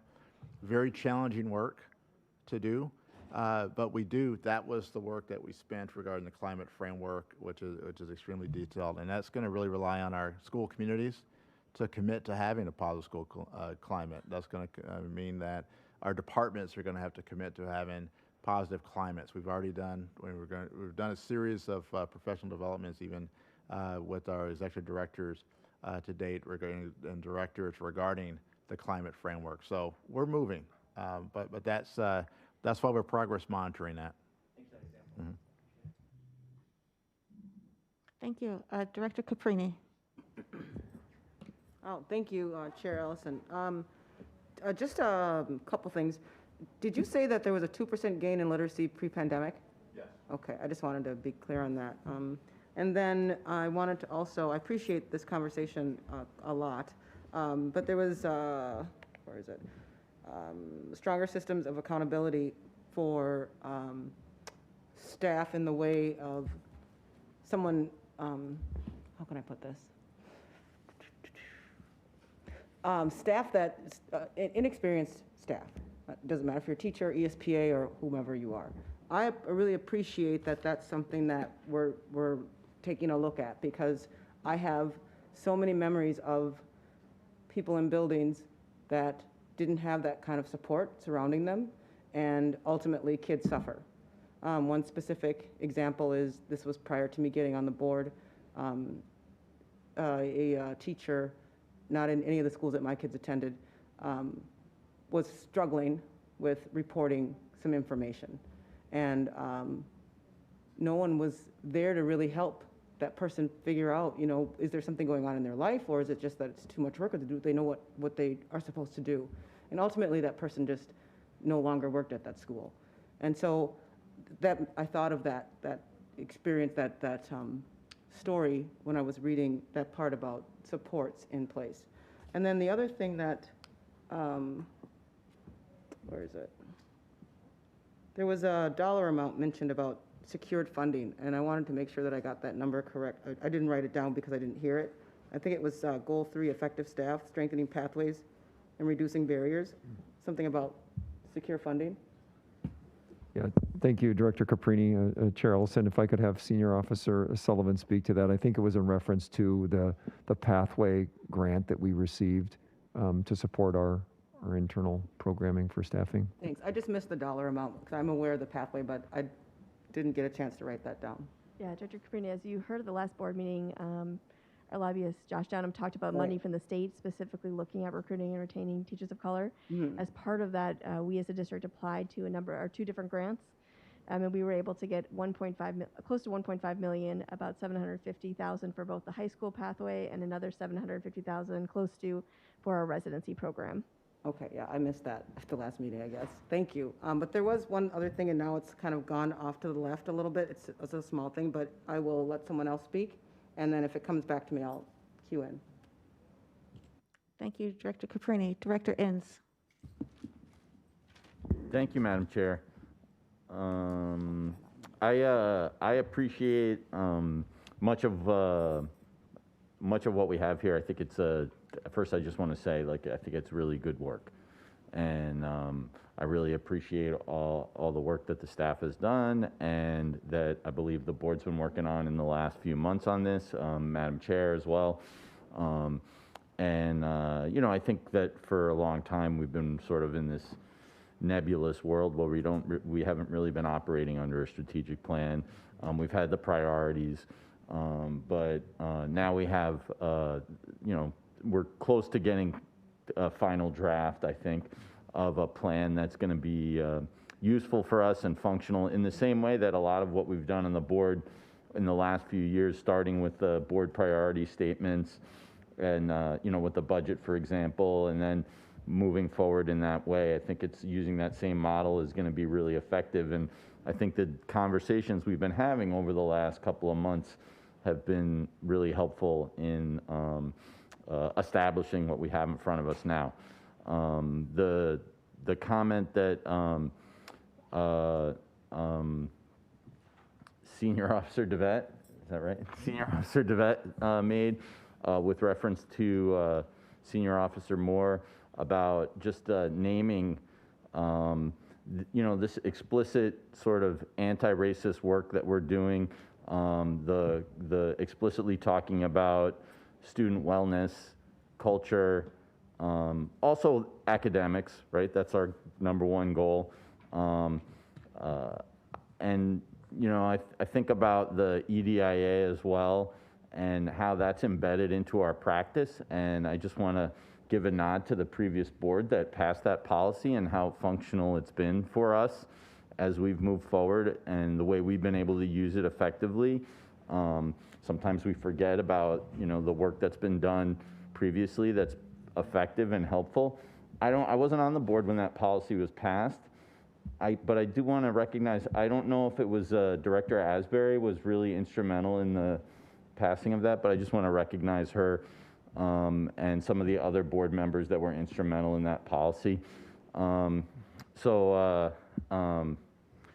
said, I just have a few comments on some of the goals and questions.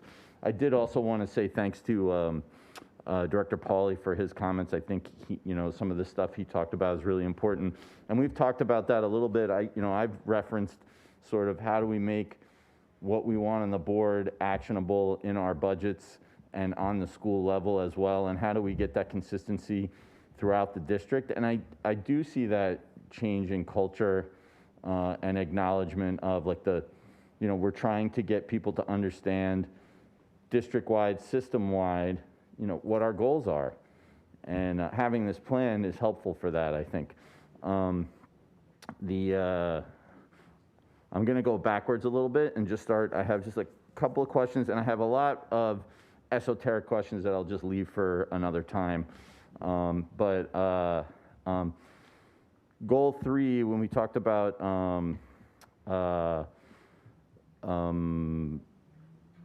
board commitment. So there was a direct ask by Senior Officer Sullivan to the board to have a commitment to that follow through. And I think that, there's give and take for that. Like, we can't go somewhere that the board doesn't want to go, right? You have to acknowledge that and look at the reality of the board.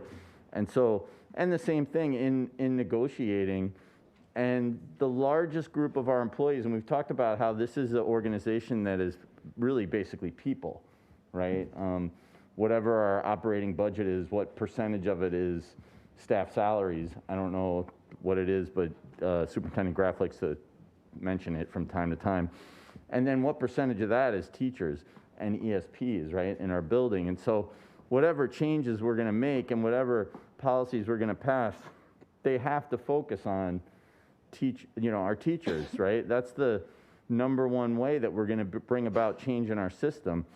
And that's a relationship. That's not like a thing where we just say this is what we're going to have teachers do, right? And so I think it's important for us to think about what are the policies, if we're talking about contract negotiations, and that's where it started, where are the areas that we have common ground? And we have to start there, right? So we have to start and look at some of those things that, a lot of the stated goals of the district, and I know this as a board member, who's a teacher, I think a lot of the goals the stated goals of the district are also the stated goals of our teachers and their organization, the teachers union, right? And so it's always flummoxed me how we can have negotiations where we're at odds about things that we're in agreement on, right? So I don't know if it's the negotiation process or if it's like, we have to be adversarial. We don't get to talk out here but we talk in exec session a lot about what we're negotiating about. But it's always like amazing to me that we have the same goals, but we're at odds about them somehow. So I don't know where that fits in the strategic plan or whatever, but there was an ask from Chief Officer Sullivan about that issue. So with respect to, seniority in particular. And so I think that, we have to think about those things. Whatever, that's my comment on that. Then I already talked about goal 2 and publicly naming student well-being as it relates to equity. And then I really appreciate the detail of the goals and the notion that, things aren't linear. but still, we have to measure them along the way to see where we're going, and whatever the reason is that they're not linear, we need to know that, right? Or try to know that as best we can. Just overall, thank you. I think it's a, we're doing really well, and this is a really impressive strategic plan. When I think about when I started teaching, I mean, I didn't even realize that districts, I think, operated under strategic plans, like, that boards put them together, until I served on the school board at the charter school where I was working at the time, and we started putting together a strategic plan. I'm like, wait a minute, this is what boards do, right? This is why we have to do these things in our classroom? Like, I didn't even realize that. So I think it's really great that we're doing this work, and thank you, Senior Officer Moore, and everyone else that's been working on it. I know folks have been working on this a lot, and I hope that we can continue to move forward. I'm done. Thank you, Director Enns. Director Caprini. Oops, thank you. I wasn't going to speak again, but Director Enns just brought something up, not recognizing that the work that we're doing actually feeds into our schools. And I just wanted to say this again. I brought this up a couple of meetings ago, that I think it's important for us to have staff, principals come and present to us. I think that's one of the great ways for us to be able to also use that those presentations from principals and teachers that are doing this work, telling us how it's working in their respective schools. Because again, we know that we are a district of schools, and not schools within a district, but each school has its own school community that it serves that is a little different than any other school throughout the district. So, I hope that the board is able to actually pick those schools. I don't know if it could happen every 3 months or quarterly or whatever the case may be, but I think it's important for us to see the work that we have, our goals and values that the staff has put together in this presentation, have them come and tell us how it's working in their buildings. I think that's important because it also, not a lot of us are able to visit schools as often as others have. And then the last thing I'll say is, for a moment I was getting a little bit sad thinking about my girls and the students that have attended schools with them for all the years that my kids have been at Minneapolis Public School, because I've got my last one graduating this spring. And a lot of what we're doing in this work is what I want for my kids and for the kids that they attended school with. So I guess I say that to acknowledge, yes, it's not about my kids, but I'm excited about the future for the kids that are coming up now, because one of our biggest problems, in my opinion, has been being consistent and holding people accountable and being transparent. And it has been hammered into the minds of all of us over the last 5-6 years that it's the same thing that we've been asking since my babies walked into the first elementary school that they walked into. So I think it's important for that to be said and recognized, because this work does take time. It's not easy. People suffer making changes that are going to do better by kids. So I do appreciate having had the opportunity to be in a position to be a part of this work and remember where I came from, and asking for a lot of these things myself, and losing programming and opportunities and experiences for decades. So no, this is good, but I think I appreciate it a lot. Thank you. Thank you, Director Cirillo. Thank you, Director Caprini. Director Cirillo next. Thank you, Madam Chair. Thank you for the presentation.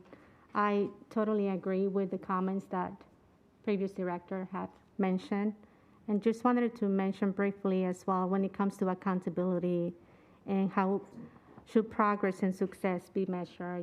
We have to be very mindful, especially when it comes to bringing back students and building back the trust to our community. That's something that we need to, superintendent, keep very much as the forefront of this conversation. I have a question on goal 2, Senior Officer Moore. So which grades are included in these surveys for the student well-being?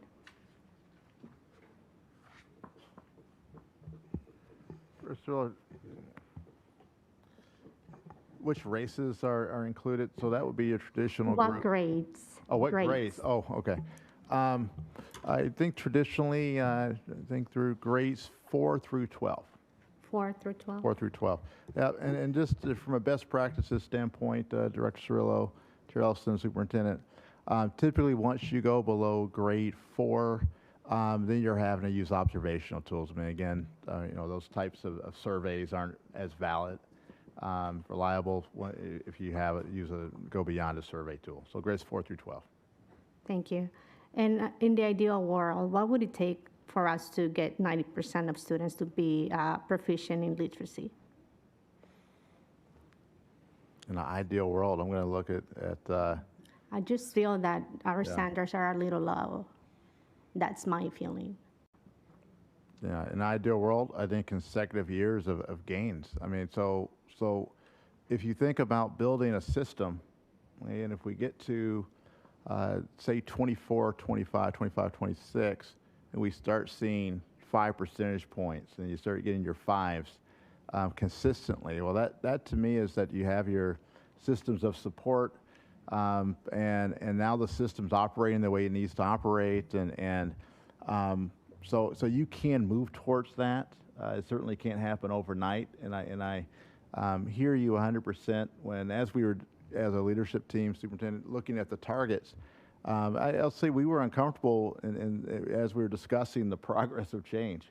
The numbers you see in front of you is not ideally where we'd like to be at the end of 5 years, but we also want to recognize that it takes a lot of work to address a lot of the systemic issues that we see in place in a district this size. But how do you get to 90? I think that 90 percentage point, you're moving quickly, more quickly towards that as you get to your second strategic plan. Once you start having consecutive years of 5% percentage point gains, now you're on your way.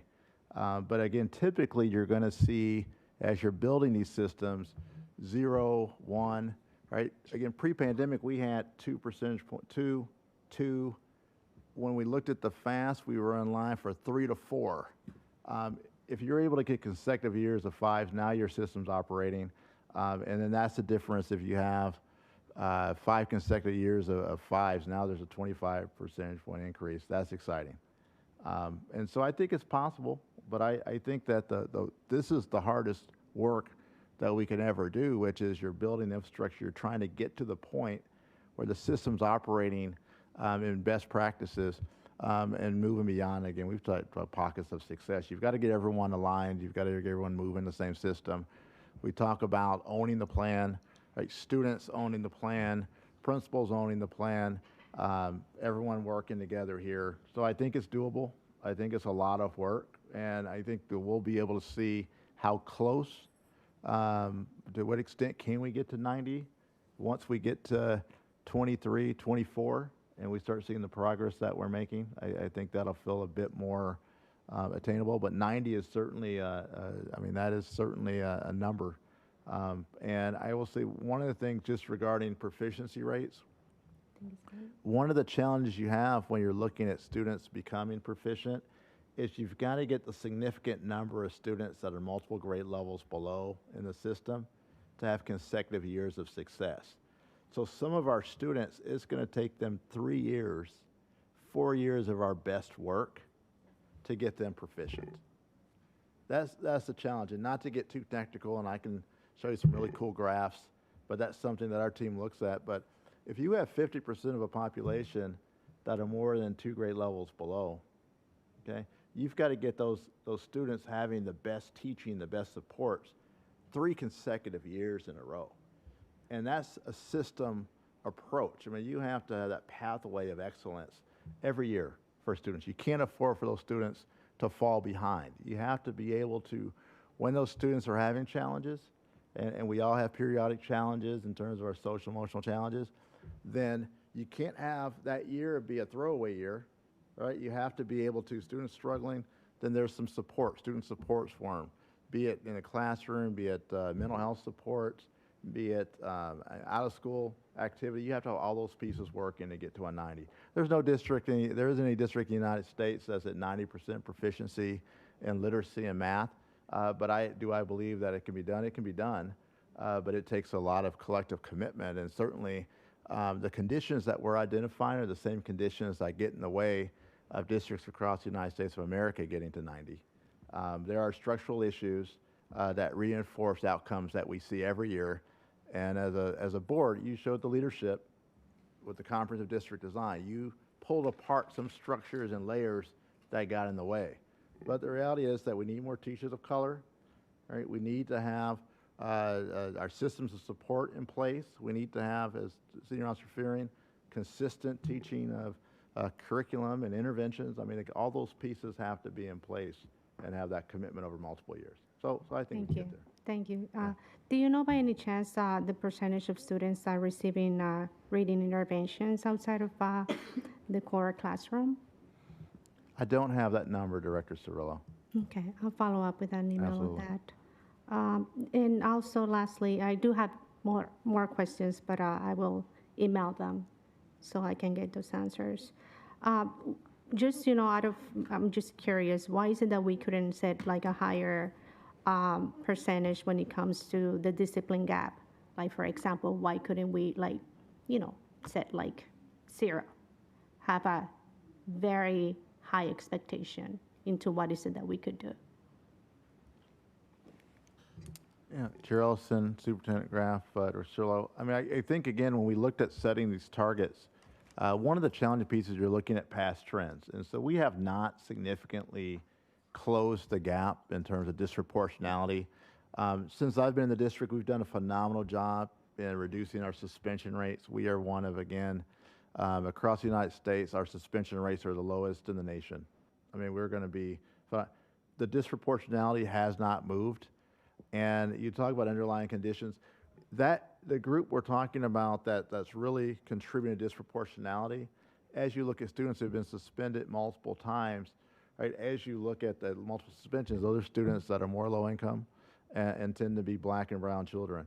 So when we look at this plan, and you're looking at more supports around affirming identities, around mental health, around interventions, I think cutting that in half is significantly better than what we've demonstrated in this district over the past decade. I think that's a very aggressive target. I agree with you. I think ideally it would be at 0, but this is another example similar to the 90. We've got it, if we can cut it in half, by the time we get to 26, 27, we'll have a system in place that'll be able to allow us to get to 0. So I think reducing it by 50% is pretty remarkable. Not good enough for where we wanted to go ethically and morally, but it's a remarkable target relative to the work that we've done at this point. So I agree with you ethically and morally. I think from setting a target, it's a very aggressive target. But I think this is one where we believe in, and we have to really try to make some inroads in it.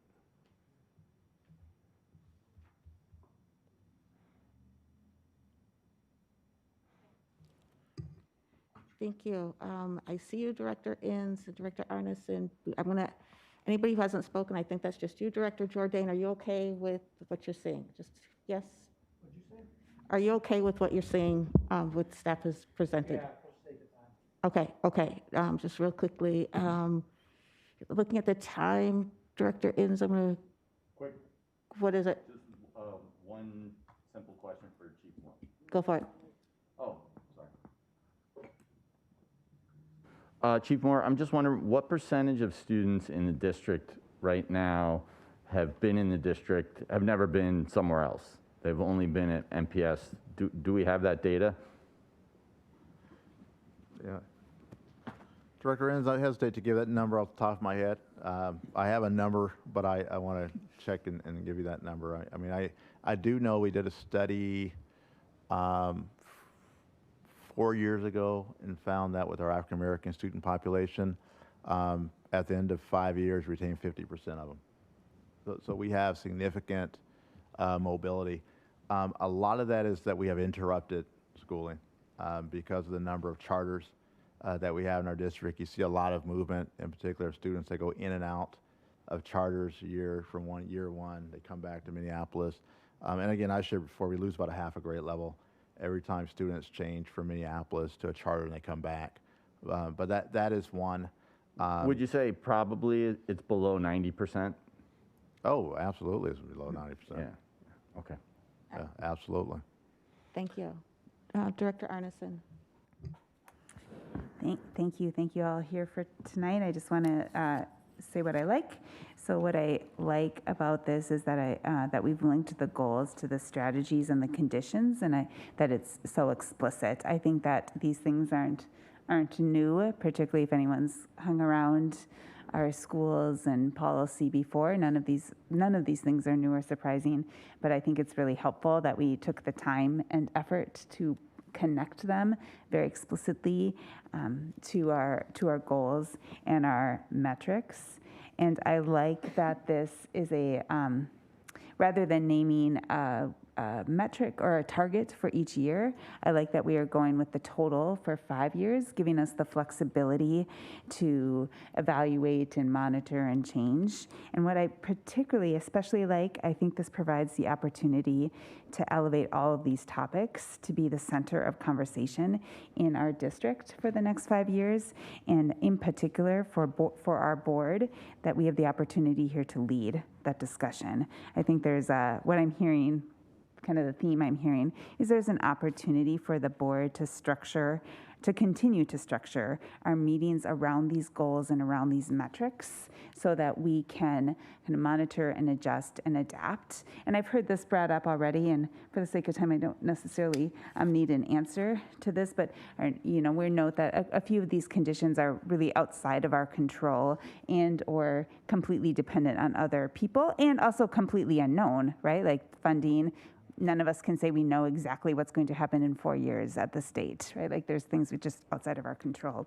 And I think this has been implied, but that there's opportunities to pivot or to compensate for these factors, right? And that will be the ongoing discussion, is not if we can pivot and not if we adjust our goals, but how we pivot and how we compensate in order to stay on track for the things we want to achieve for our students. That's my takeaway for tonight. And I am supportive of the targets. Thanks. Thank you, Director Arneson. So, Staff Superintendent, you have what you need, and going forward, we've heard from the board members, so, okay. I'll just say thank you for the feedback, the conversation, and certainly anticipate if you have more questions, we'll do our best to respond to those, but appreciate the discussion here tonight. Thank you. Thank you, Senior Officer Moore and staff, for that conversation. Next, I'm going to draw your attention to the document that was posted with our materials that Ryan is going to project now. It's our vision, mission, values, and commitment. Following up on our discussion on the district's vision statement from last month, I believe this language and approach here addresses the concerns raised by directors. Changes that we've made come in two places. First, the word holistic replaces the word well-rounded in the vision statement at the suggestion of Somali and Latino leaders to help with the translation of that concept. And then second, as a way to name our clear consensus that we must have an intentional focus to improve the disparate outcomes for our Black students, Indigenous students, and all students of color, while also aiming to serve every student, I'm suggesting that we think beyond the traditional mission and vision and add a commitment statement in which we call out our specific focus on those students we failed.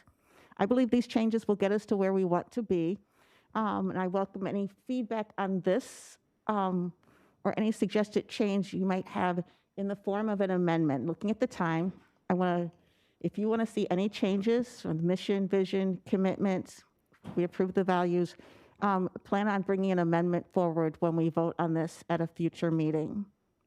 I do want to note that I did receive feedback from one director who's not here, and so I want to thank her for putting that in, and so you too can submit an amendment, as I told you in the email, at a later meeting.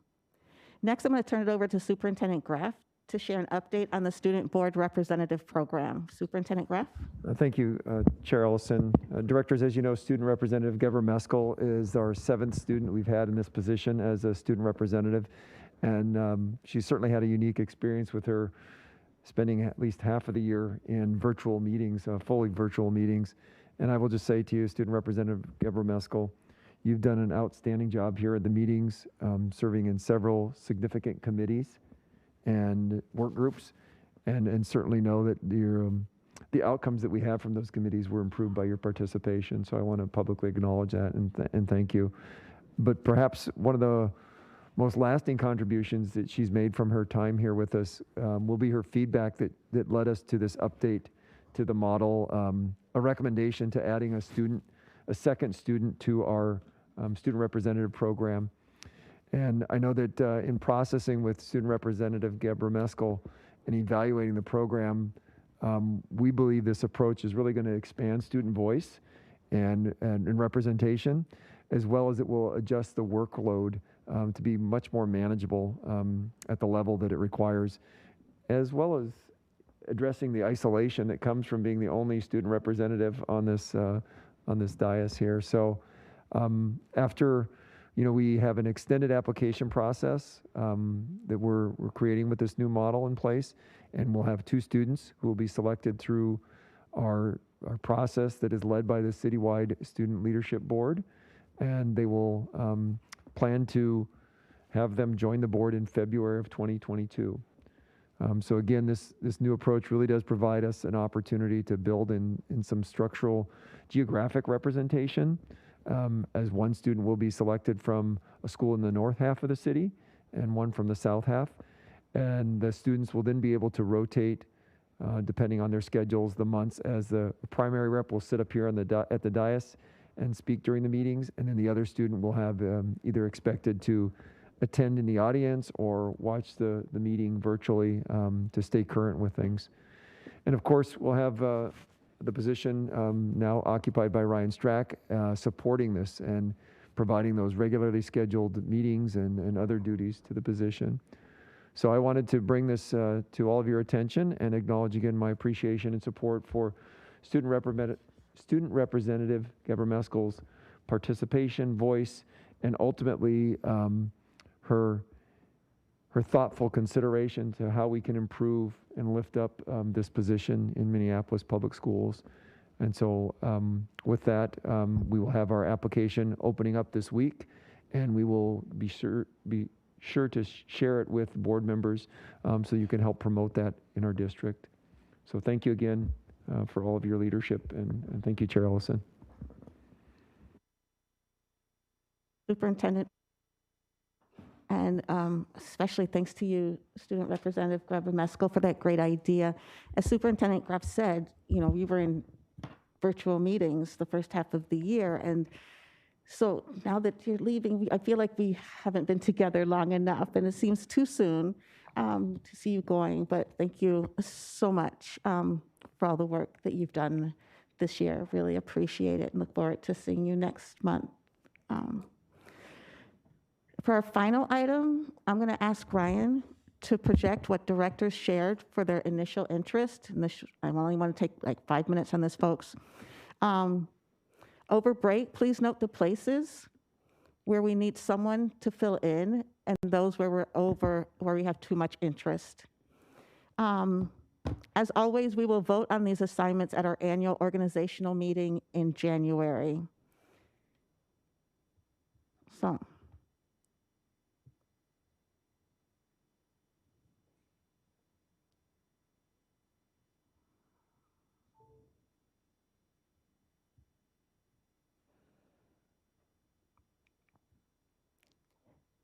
Thank you. I'm now going to pause and look to see if anyone would like to share their interest in a board position next year. Just hit the request to speak button.